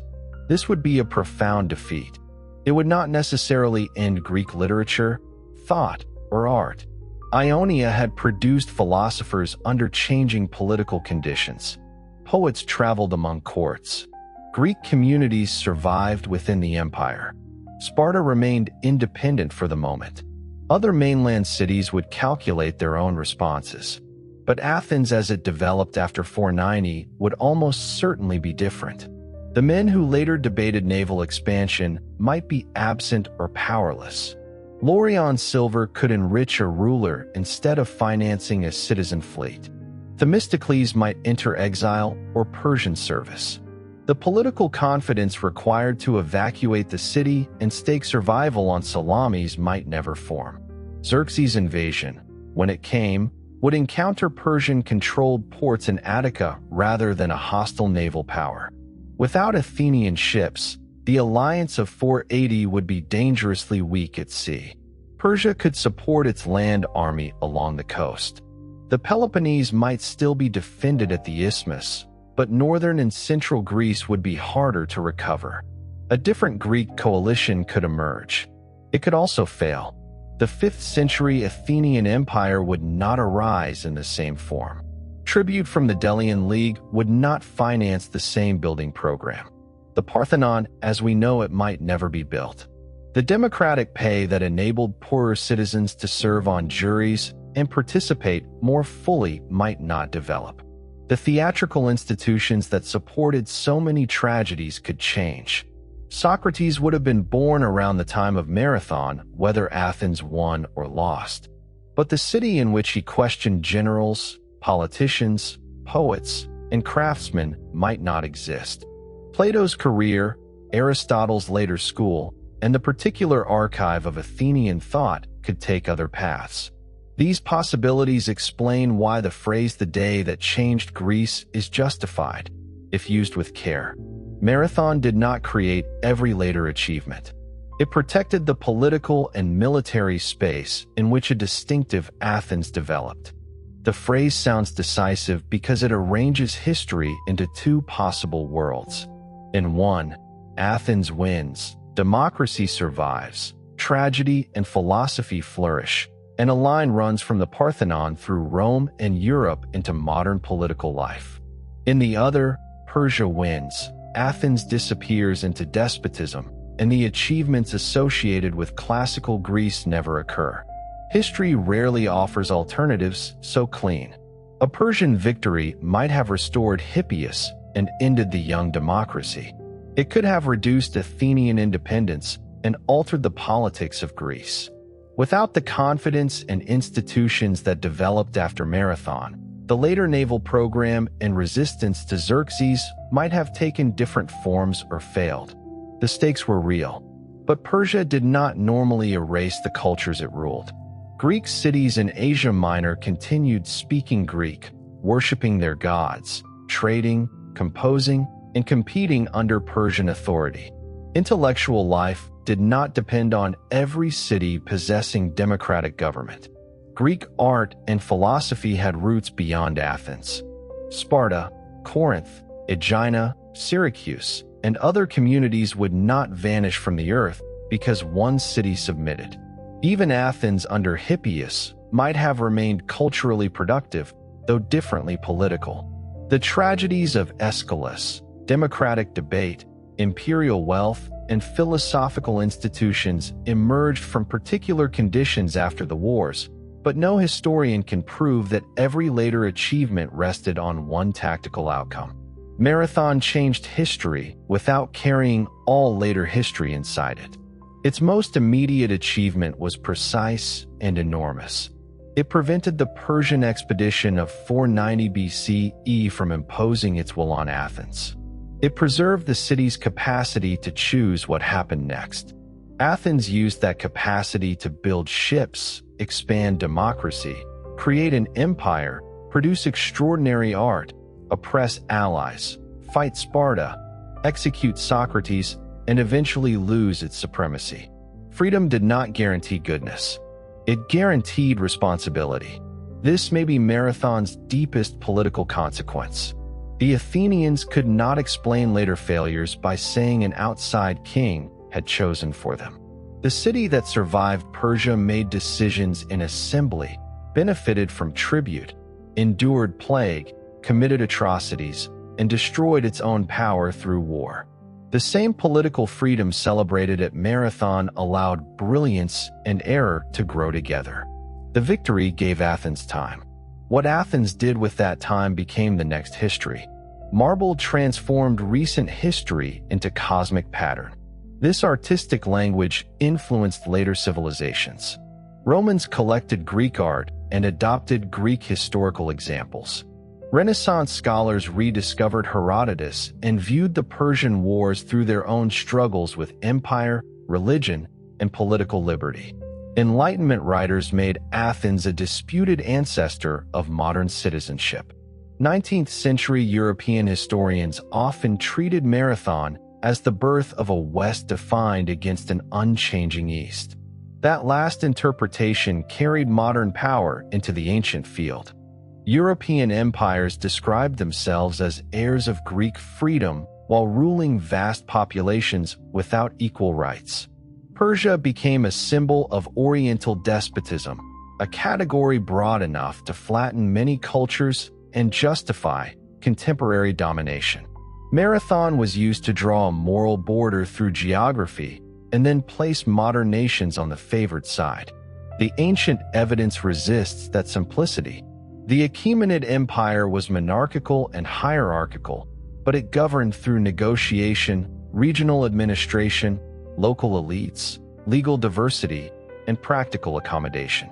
Athens was participatory for male citizens and coercive toward women, enslaved people, resident foreigners, and later imperial allies. Neither society fits a single word. The contrast between political systems remains important. It should be described rather than mythologized. A Persian king claimed authority over an empire through dynasty, conquest, divine favor, and administration. An Athenian citizen assembly debated policy directly, chose officials, and held commanders accountable. At Marathon, those systems produced different military and political structures. Athens' survival preserved an unusual experiment in citizen rule. That is enough significance without pretending one side contained all freedom and the other all servitude. The title of a day that changed ancient Greece, therefore, describes a turning point, not a magical creation. Before Marathon, Greeks knew Persia could be resisted in rebellion, but the Ionian revolt had ended in defeat. After Marathon, a mainland city possessed direct evidence that an imperial expedition could be beaten. This changed confidence, diplomacy, military thought, and memory. It did not make the second invasion less terrifying. It did not unite the Greeks permanently. It did not end Persian influence. It did not prevent Athens from becoming an empire. It changed the range of actions that seemed possible. That is often how history moves. A single event does not build the future by itself. It alters expectation. People who inherit the event choose differently because it happened. Themistocles could argue for ships to citizens who had seen an impossible victory. Men at Salamis could remember that Persian power was vast, but not supernatural. Athenian speakers could ask citizens to behave like the men of Marathon. Enemies of Athens had to account for the prestige the battle created. Some tell it as democracy defeating tyranny. Some tell it as Europe defeating Asia. Some tell it as the triumph of heavy infantry. Some tell it as the birth of a race. Some tell it as evidence that courage overcomes numbers. Some study the missing cavalry, the coastline, or the command vote. Some stand quietly before the mound and think about 192 households. No single version contains the whole battle. The military victory was real. The political stakes were real. The later exaggerations are also part of history because they influenced how societies understood themselves. Marathon does not need the claim that every freedom, book, or building of later centuries depended directly on one morning. It was consequential enough without carrying the entire modern world on the shields of 10,000 men. Athens faced a force sent to punish it, restore a tyrant, and bring it into an empire. The city chose resistance before its most powerful ally arrived. Its commanders accepted a dangerous opportunity. Its soldiers closed the distance. Its wings held. Its center survived. Its army returned before the fleet could take the city. Those facts changed what happened next. They also created obligations that victory could not answer. The democracy now had to decide what kind of power it would become. The citizens had to remember who shared their risks and who remained excluded from their freedom. The Greeks had to prepare for an empire that had not been destroyed. The victors had to live beyond the morning when courage seemed simple. History continued, as it always does, after the moment later generations would prefer to freeze. Tonight, the mound rests under the Attic sky. The traffic on the modern road fades. Wind moves through dry grass. The mountains are dark shapes between the plain and Athens. Beyond them lies the city the army returned to protect. The bay is quiet. No line of transports waits offshore. No horse is being led down a ramp. Water reaches the coast and withdraws. Beneath the mound are men whose names once belonged to living voices. Somewhere in the wider earth lie Persians, Plataeans, attendants, and others whose names were not preserved. The silence does not make them equal in memory. It reminds us that memory was made by survivors. Before dawn on the day of battle, none of them knew the ending. The Athenians knew Sparta had not arrived. They knew Eretria had burned. They knew Hippias stood with the enemy. They knew the empire before them had crossed distances greater than any Greek state could command. They did not know that painters would place gods beside them. They did not know that poets would make them a measure of courage. They did not know that a race would carry the name of the plain around the world. They knew only the ground ahead. The order moved. The line began to advance. For a time, there was still space between the armies. Then the men of Athens and Plataea crossed it. The day did not create freedom. It preserved a fragile freedom already being attempted. It did not defeat Persia forever. It proved Persia could be defeated here. It did not determine everything that followed. It changed what could follow. The plain is quiet now. The distance remains. Sleep well. Good night.